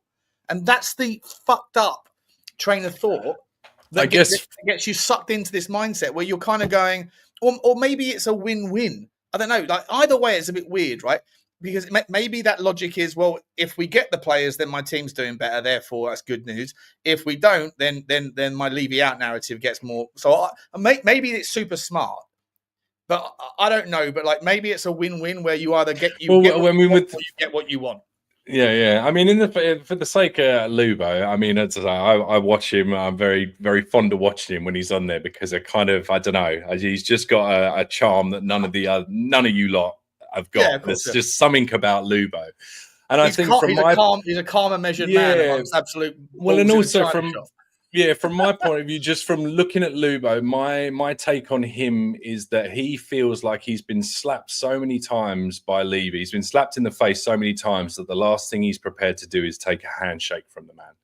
And it just kind of is what it is. It's just one of those things. In the face? Well, no, from his perspective. Well, no, but that's your perspective versus his. He perceives to have been slapped in the face. True. That's true. Because he doesn't believe that things have been done the way that he would like them to be done at his club. And you can't take that away from him. We can both have an opinion as to whether we think, you can get into the minutiae and the nitty gritty of he can say, well, he hasn't spent enough. And we can retort and say, really? He hasn't spent enough? 800 million since the stadium? You know what I mean? He can turn around and say, well, we were supposed to believe that it was going to be a game changer. And we can turn around and say, well, the game changer is the fact that we're still able to somewhat compete in the realms of where we want to. When everybody heard game changer, they thought it was going to be trophies. Basically, yeah. They didn't. I don't think anybody looked at it and when they heard game changer thought because of the amount of money that's going to incorporate, it's going to come into the game and the amount that the others are going to spend. Game changer actually just meant grabbing onto their ankles and hoping that you've got enough strength to, follow them up. I've just got different perspectives, but I see where he's coming from, but I also have a very different view. And I'm like that with most of the content creators, but it's enjoyable to watch. I like very much like the debate, but yeah, let's not get it twisted. I would never want anything bad or negative to happen on game day or with my club to benefit an agenda. And it does seem at times that is what happens. And as I say, that's just me saying it like I see it, and that's not to throw any shade at anybody. Is what it is. Content got a content. It does have to content. It really does. It's just gotta. Let me ask you this, mate. Marshall here is saying, do you think Tel could benefit from being loaned? Right, and I've thought about this because people have been suggesting this, and there's a part of me that thinks yes, right? Yes, he could. Then the next part of me is like, well, where do you send him? Mm-hmm. That you're going to sort of test him in the Premier League waters, because there's not many leagues that represent the Premier League. You could send him to PSG. You could send him to, AC Milan, whatever. And he might do really well, but you still don't know what he's going to do in the Premier League. You're not going to send him to the Championship. Mm-mm. You don't want to send him to a club in the Premier. We don't really loan players at all to other Premier League clubs.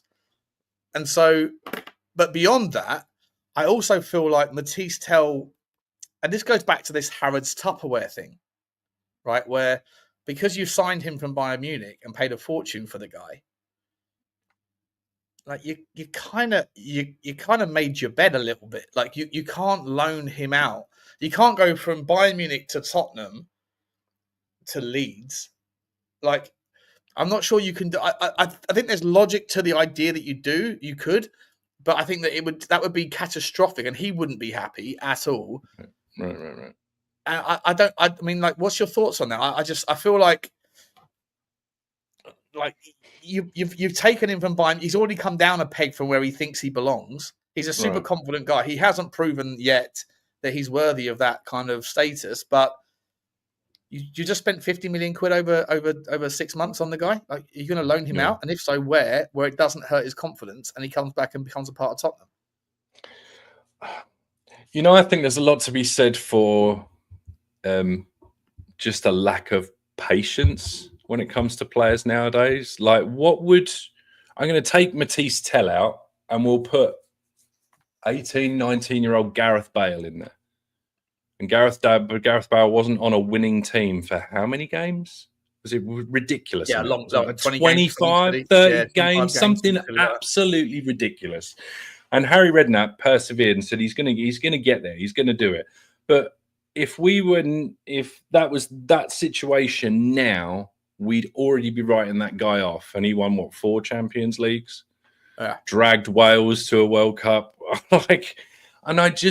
Maybe we just need a little patience with the kid. Maybe maybe it is a little bit too much for him at the moment. And we can all sit here and go, well, if it's 19 years old and it's too much for him, then he's got to go. He's just not good enough, is it? And you're just like, really, like what happens when he's 22? Look at the guy we just looked at. Look at Morgan Rogers. Yeah, at 19 years old was clearly written off, or they didn't think he was going to cut it. Was sold for $1 million, and then all of a sudden, 6 months, a year later, he's going for $9 million. And now all of a sudden he's the talk of the town in the Premier League. He's had an England cap, I believe. I think he was in the last England squad or the England squad before that. So look, who's to say? And it could this is the thing, right? You can sit there and go, well, yeah, but it probably won't. It could very well not. But the problem is that nobody's got the patience to even give it consideration. They would literally just rather write it off and say, nah, just let's give it out. Not worth it. Let's just move on to something else. 35 million wasted. Let's just go and spend another 50 on something else. That, by the way, might not work because you might end up taking a player who, as I've mentioned before, could end up being as good as he is because of the players around him in the exact system that is played. 100%. And all of a sudden, his XG or his expected bollocks or whatever it is like through the roof, and you're going, oh my god, this guy absolutely, Christ, yeah, get this guy in absolutely all day long. And then you expected bollocks, and then you pick him up and you put him in your team, and he goes, well, that guy's not over there. I'm used to a guy over here just giving me the ball so I can receive it and I can look over here. And a perfect example was even Kevin Danzo last year when he was in our back line. And there's a couple of times where I tell you what, if you found the replay of it, put some Benny Hill music on, and it's the dude going in circles looking for a player that isn't in the location that he's expecting him to be in. So I just think you need to give the kid. So are we saying that a confident, a trusted, and a patient or patience-shown version of Mathys Tel with an Eberechi Eze inside of him, and that sounded weird, pause. Inside of a 10, and then maybe someone better or fully fit, whatever, Richarlison or Solanke in the 9, or Vissa, whoever else. Are we saying that maybe Mathys Tel can fly? We just don't know it yet because last season he was asked to operate, and most of the minutes that he got were in a Premier League team where no one gave a fuck because they'd all deprioritized it. He didn't because he was working hard, but everyone else didn't give a shit. Yeah, and there's also I mean, we all gave when Berghvall came in to. Thank you very much, Gibbertron. Appreciate you, mate. When Berghvall came into the team, his whole coaches said it's going to take him 6 months. It's going to take him 8 months. Like he's going to need time to bed in. And I think what people maybe forget with Tel, like the guy had a pretty good season the season before last, but it was still scattered minutes. And then he doesn't play for 6 months. And then he comes into a team, which, let's be fair, was an absolute shit show. He's asked to play a system that he doesn't know. He's asked to do a job that he's, and in one is, like I say again, if he'd been asked to do a job in a team that was absolutely purring, then that's one thing. But he's been asked to do a job in a team that was disjointed, that had no cohesion, didn't know what was going on. And really, at the time when we needed some experience to come through the door and kind of give everybody hey, come on, settle down, he came in and was like, what we doing here? Like, so I've got to give.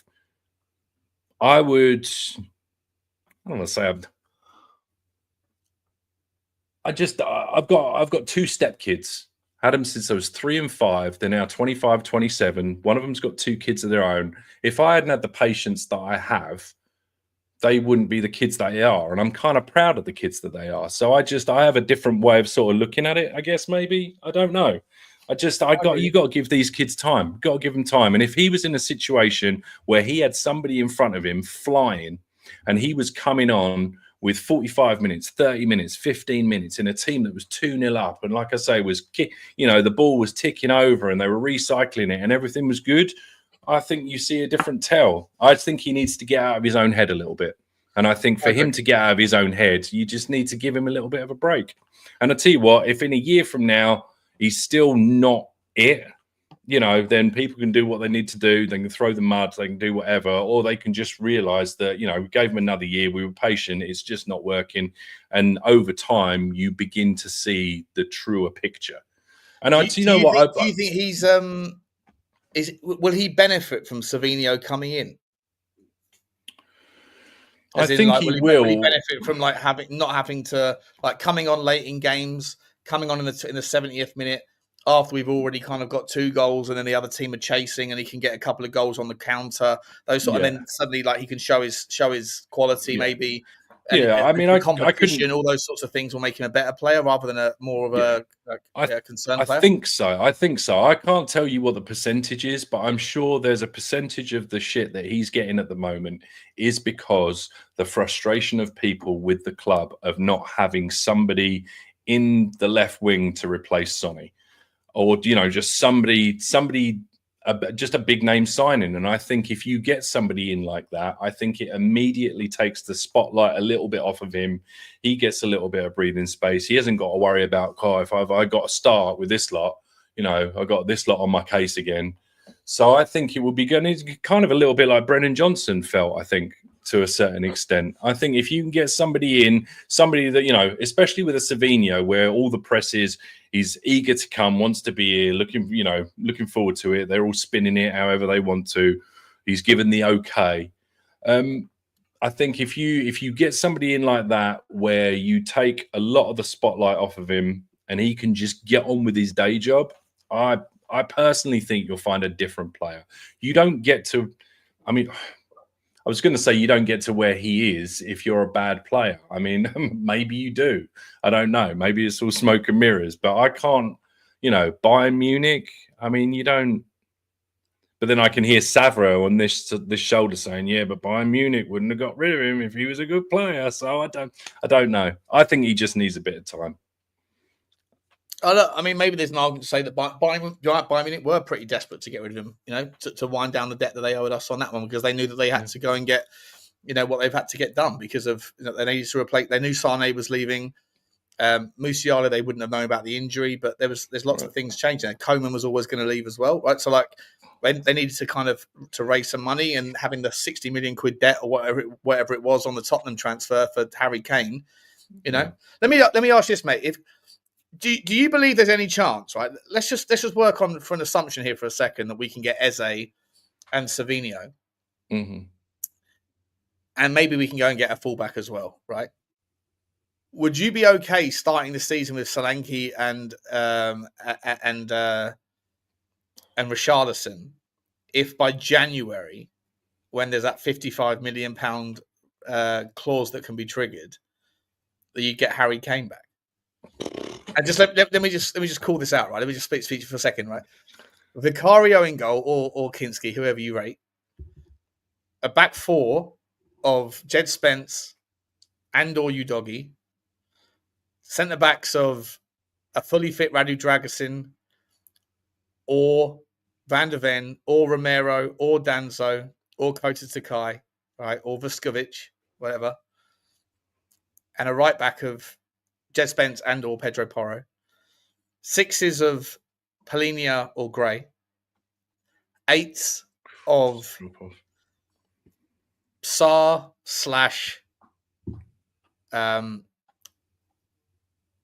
Berghvall / Bentancur.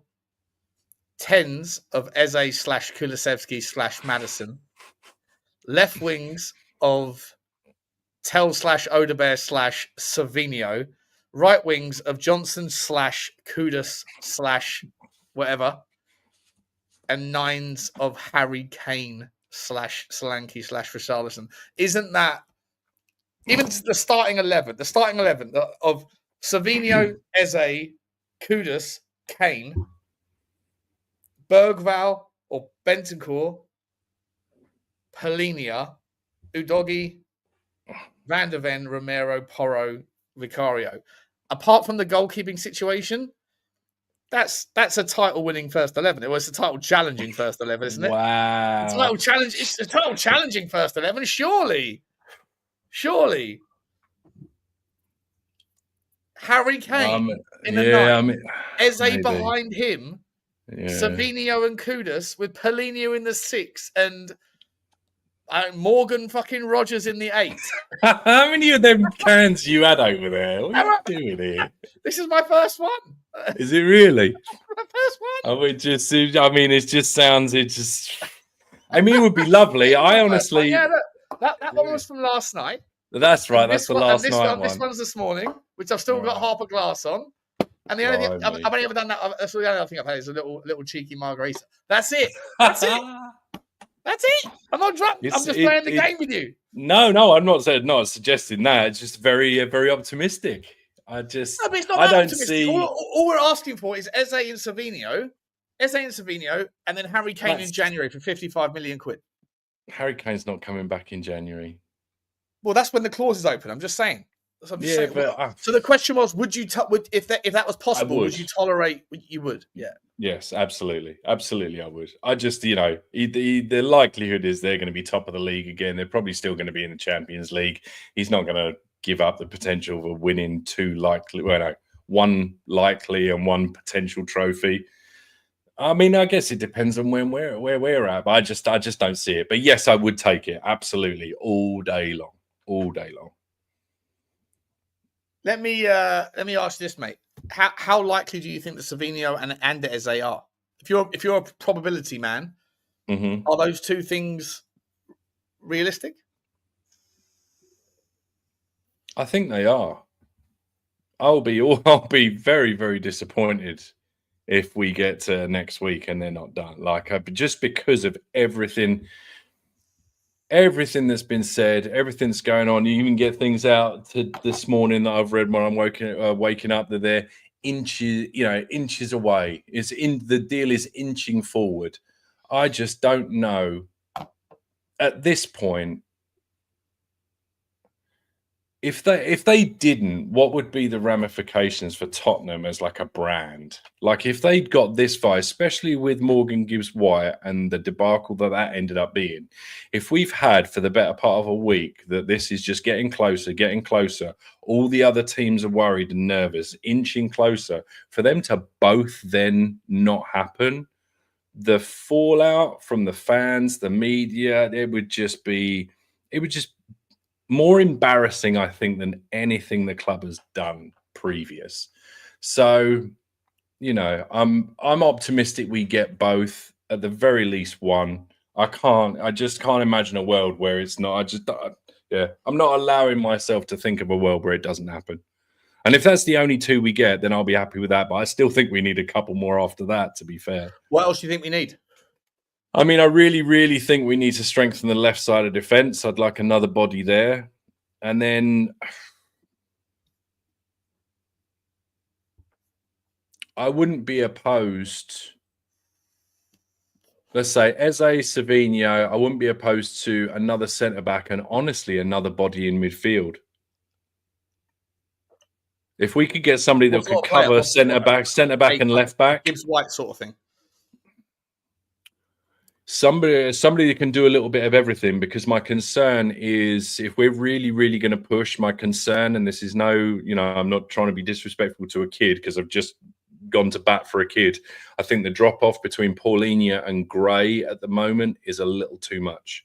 Yeah, Gray's not ready. Although everyone, this is the thing, mate. After the Newcastle game, everybody was like, and I guess this plays a little bit into Stell's point. Mm-hmm. That Gray puts in a bit of a good shift against Newcastle, and everyone was like, "All right, he's grown up over the summer." He is good. Yeah. Well, let's face it. Everyone's maybe I've been too harsh on Stell. Maybe it's a good point. Yeah. But Gray's not ready. Gray came. Well, everyone's basing how good Gray is on a performance against Chelsea in the FA Cup last season. Yeah, that's what everyone bases Gray on, including Tottenham. They spent 40 million quid on the presumption. Right. And that's the scary bit, mate. Is we can all have opinions, but we haven't got to put our money behind it. If you ever watch CNBC, if you guys are into like business or anything, check out CNBC at 5 p.m. UK time, because every day they have something called it's like the lunchtime show or something, or lunch money, and it's these 6 guys that are all traders, and they have ridiculous debates, screaming and shouting at each other about their opinions on stocks. We do it over players, they do it over stocks, right? But the key difference is that these guys who have got millions are backing their opinions up on whether a company is going to go up or down in the stock market, but they're putting their money behind it. And they're putting not just their money, but the money of everyone that's listening and the money of the people that have already invested into their hedge funds and stuff. Yeah, Apple's on board. Yeah.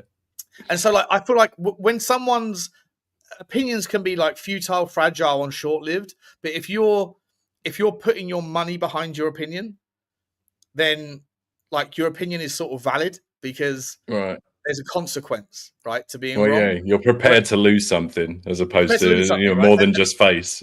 Exactly, right. Whereas with Tottenham, you're right, mate. Like they might have based their Archie Gray opinion on some scout that watched that game religiously and went, Archie Gray's the fucking guy. And then I've gone into Y Scout and looked him up, and then he's convinced Daniel Levy to go and drop 45 million quid on him. But did we massively overpaid for Archie Gray, didn't we? Massively. I mean, yeah. I mean, there's an argument. Obviously, this bollocks English tax thing that just winds me up. But yeah, I think there's probably an argument that we paid maybe 15, 20 million, maybe. I don't know. I don't know. I don't know who in the background was like 5 or 6 years from now, this kid is going to be insane. I don't know how you can make those I don't know how you can say those things when you've got no idea what, you can always project and say, well, yeah, if this happens, that happens. Yeah, he's going to be great. But so much crap can go wrong between now and then. I don't know. Do you think he's a 6 though? I don't think he is a 6. I think a 6 in this day and age, a 6. I'm not even sure if N'Golo Kante would be a successful player in the version of football that exists today at the top level. I think your 6 needs to be a beast.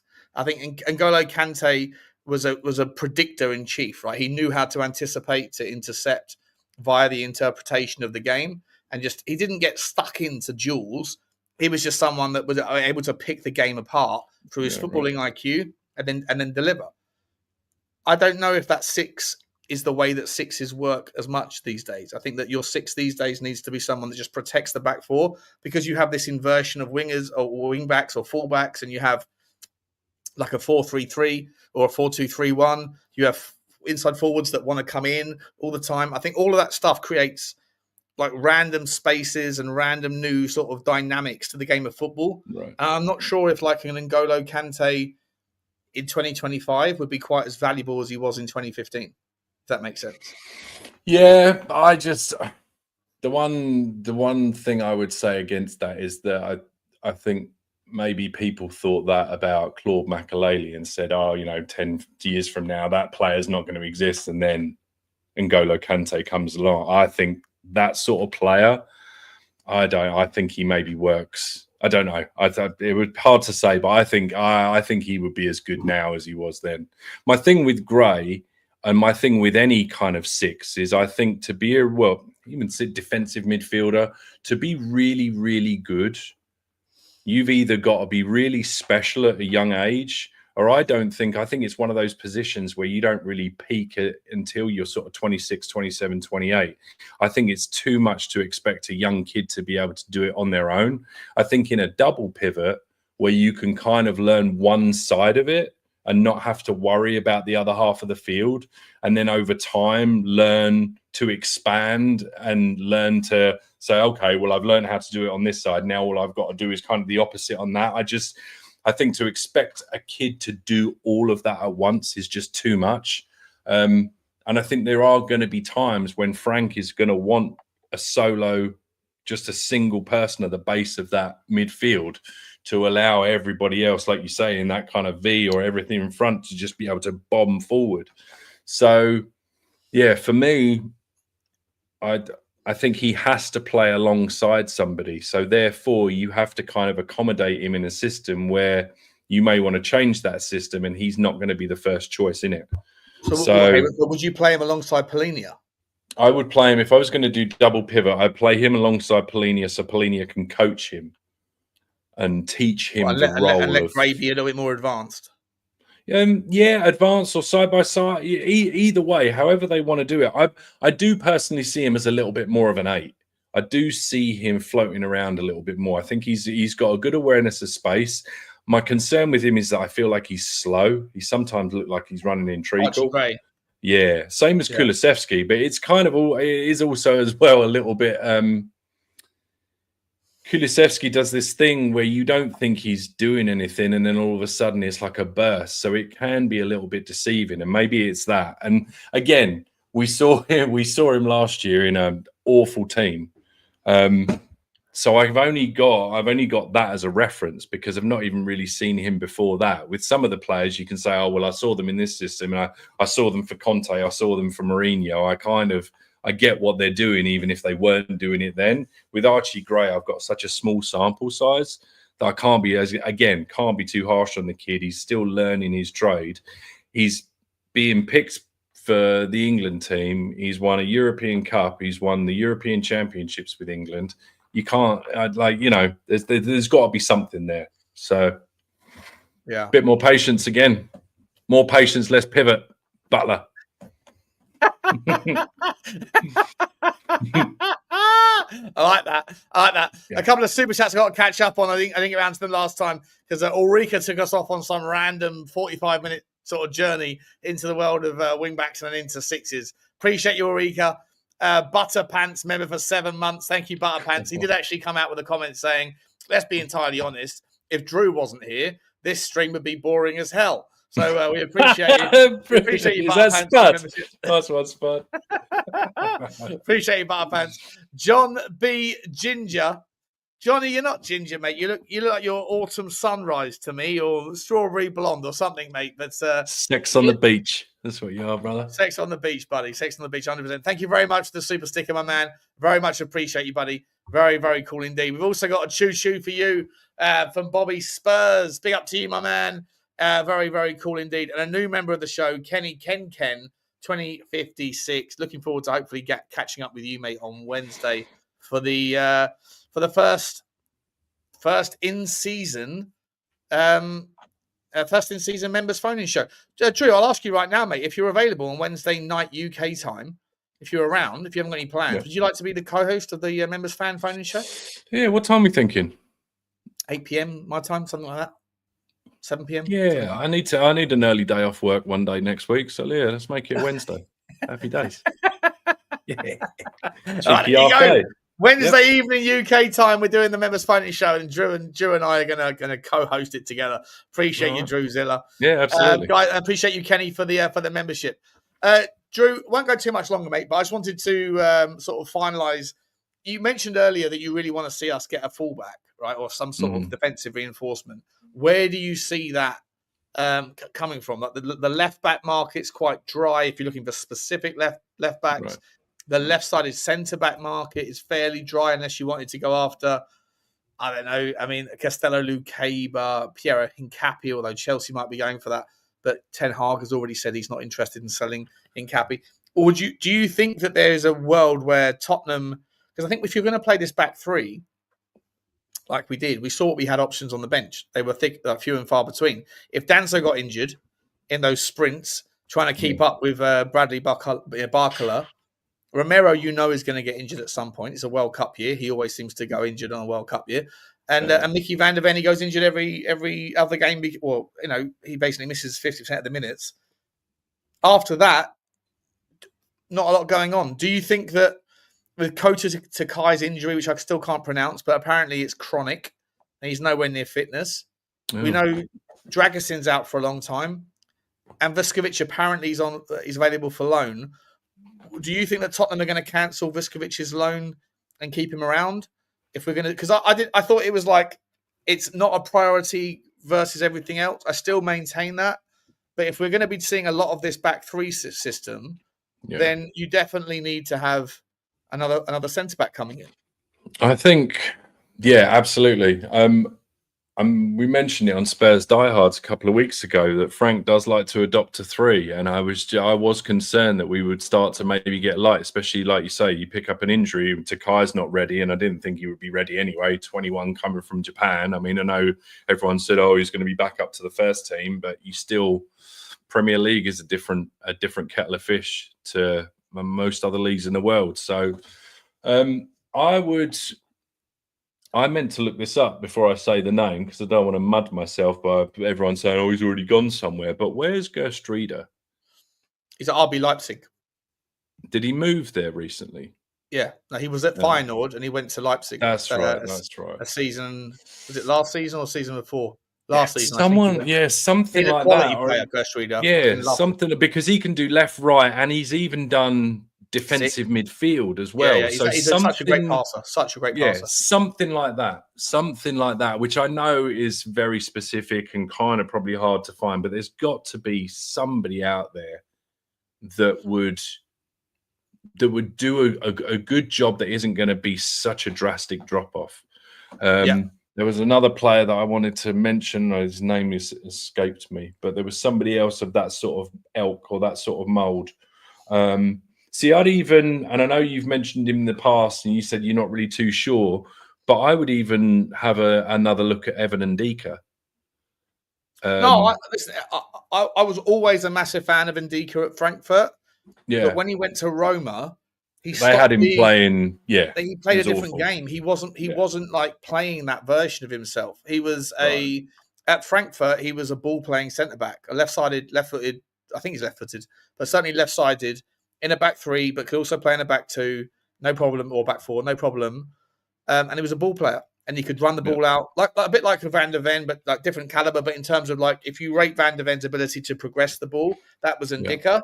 And if you think that he's not a bad passer, but he's not necessarily known for it, a bit like Van der Ven, that was Ndika. Whereas he goes to Roma, and he was just banging balls clear, just like he was going to get the ball, just smash it long. And I was like, and then his stats look horrendous because his long passes are not actual passes; they're clearances. But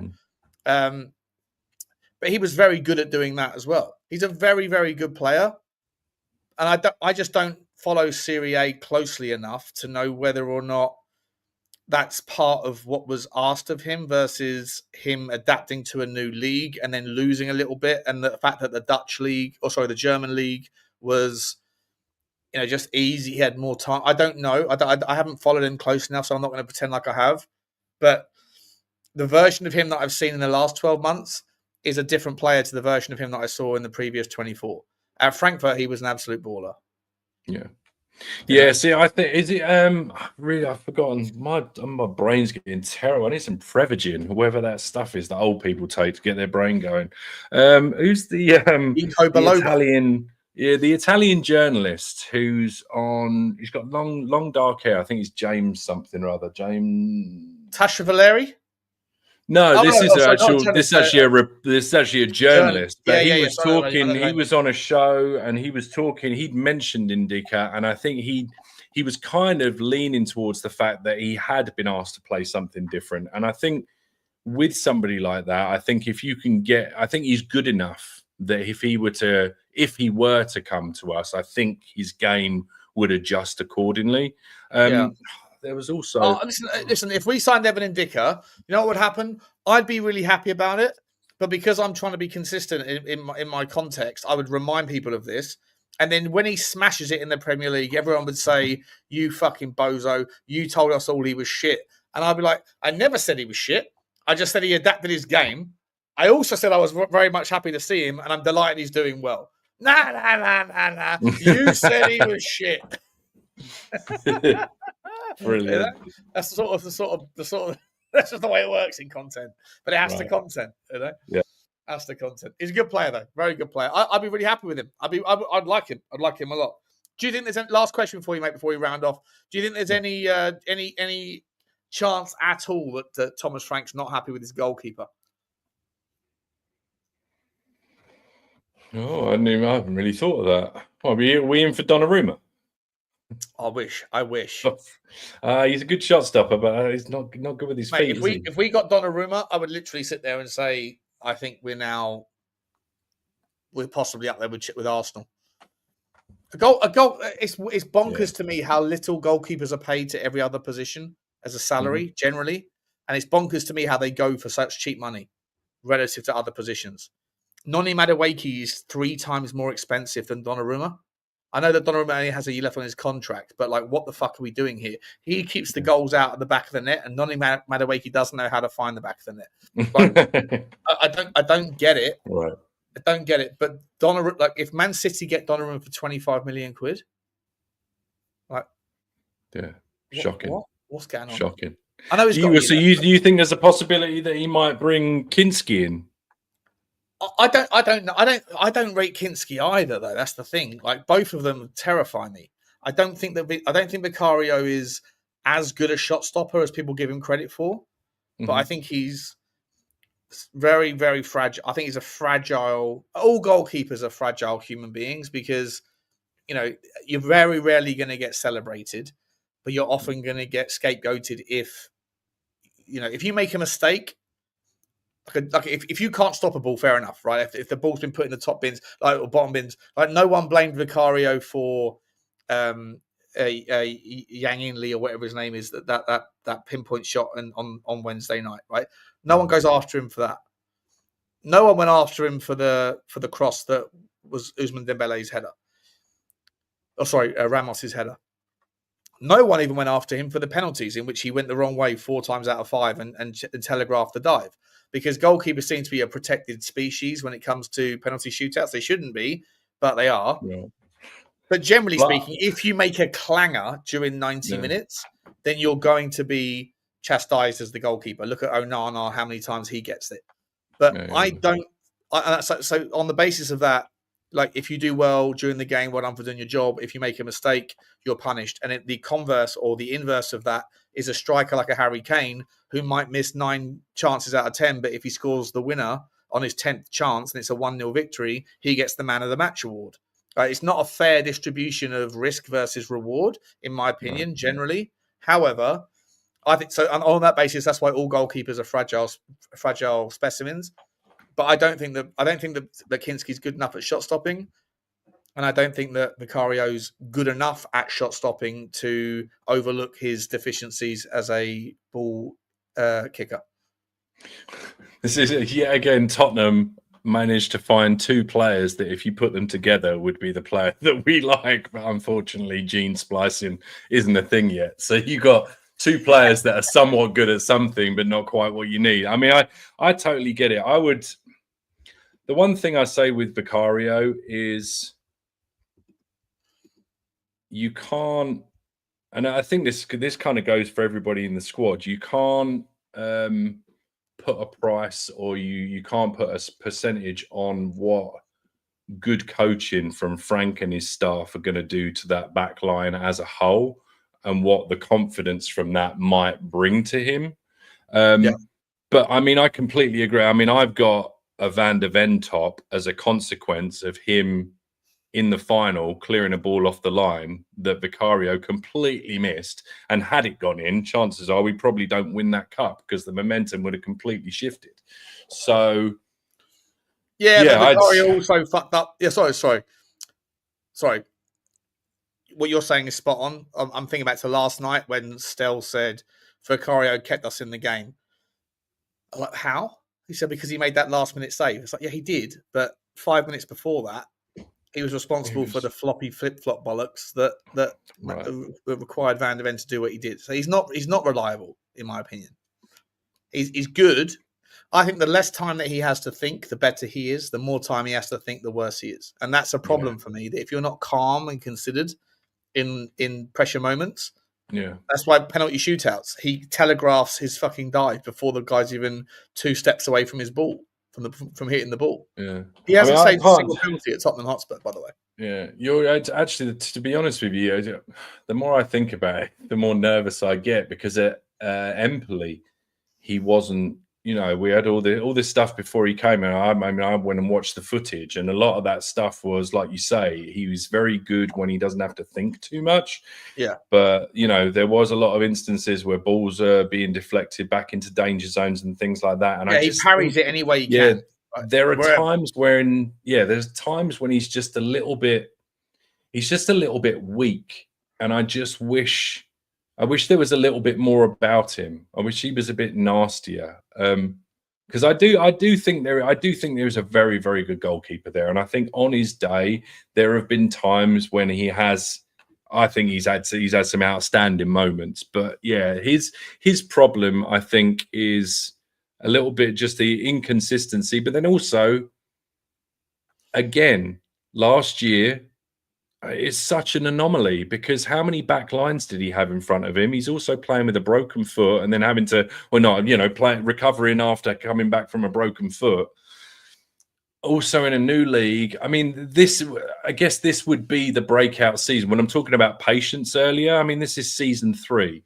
You would expect, having gone through what you went through last year, the boost of winning something, having a very, very strong back line now in front of you, having somebody coming in that's really coaching a good defensive unit, this would be the year that I would expect, 5 or 6 more clean sheets, like really kind of step up and show us that you are actually a top 6 goalkeeper. Because, you actually going to have to think long and hard about maybe replacing him. If he's going to be inconsistent throughout this season, then you really need to think about getting somebody stronger in. Yeah, 100%, mate, 100%. Listen, we're gonna round off. Drew, thank you so much for coming on. Just real quick, appreciate it. Last thing I'll show you is no, don't. Oh no. Last thing is this bad boy. Is that on the screen? Not yet. So change for Tottenham. I've come out. Look at this shamelessness, right? Profit before glory. Our club, our voice. Join us to fight the lack of investment in our team. Protest tomorrow, 1:30 meet up. And listen, I'll be there because content has to content. But this has been another summer of failure from the club. What? Give him where's my pitchfork? We have no clear transfer strategy.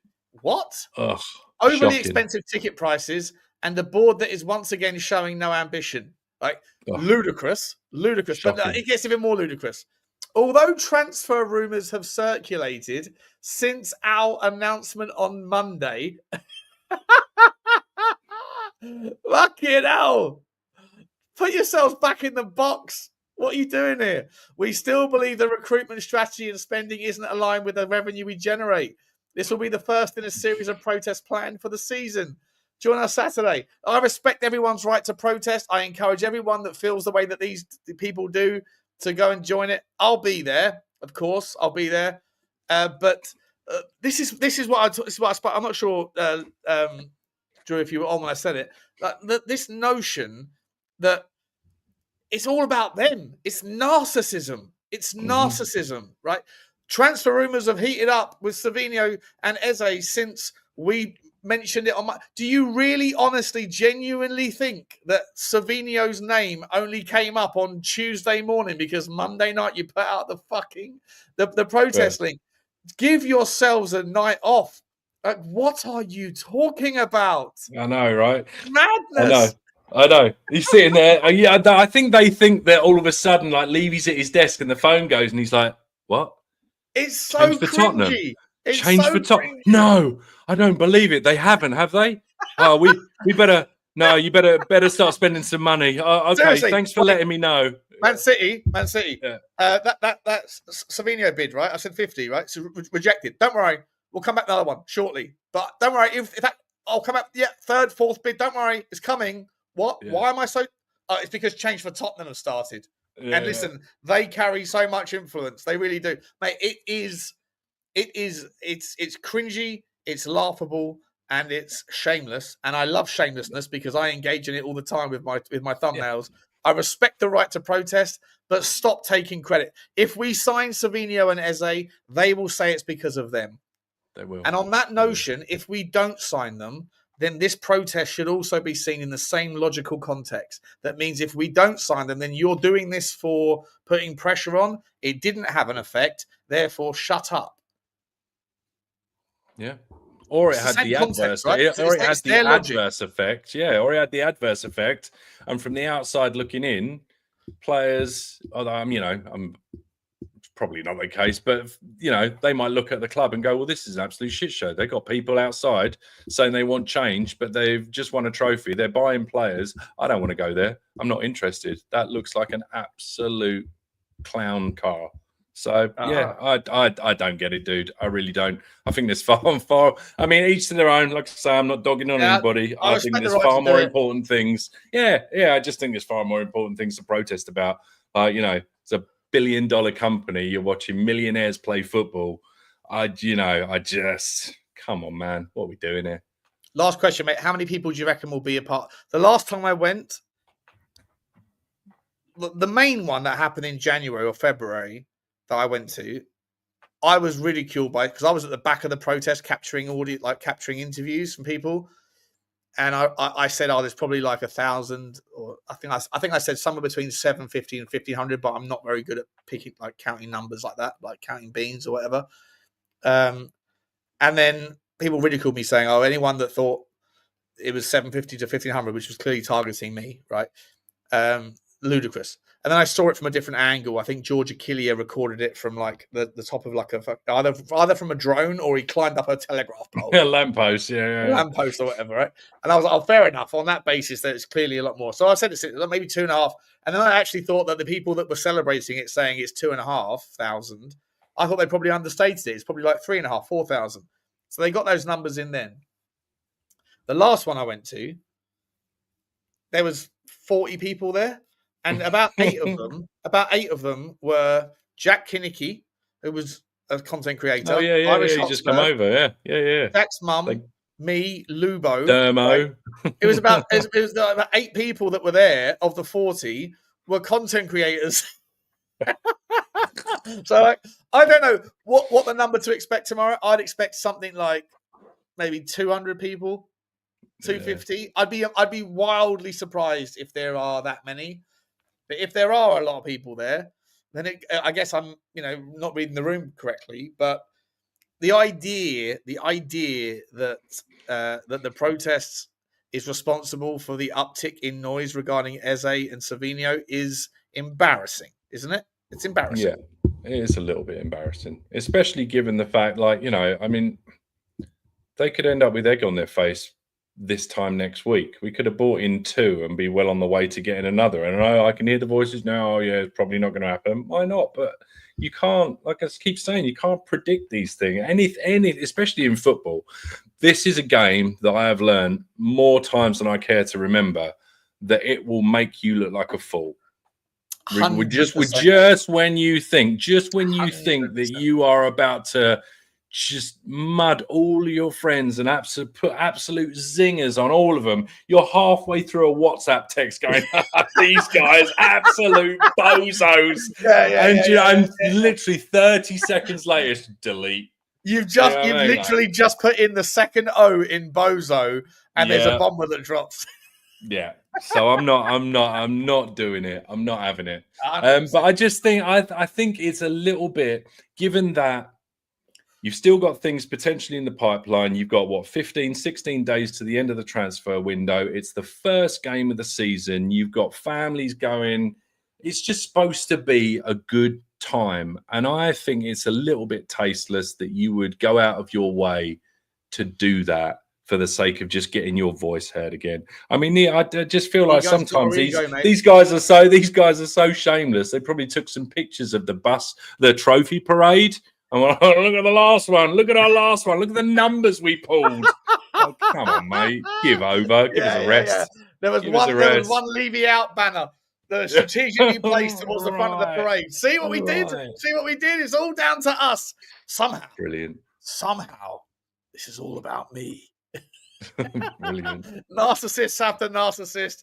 Content's got on content. I'll be there live tomorrow, guys.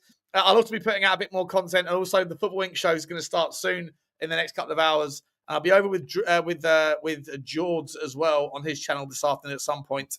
So you'll be seeing me a lot more over the course of the next few hours, guys.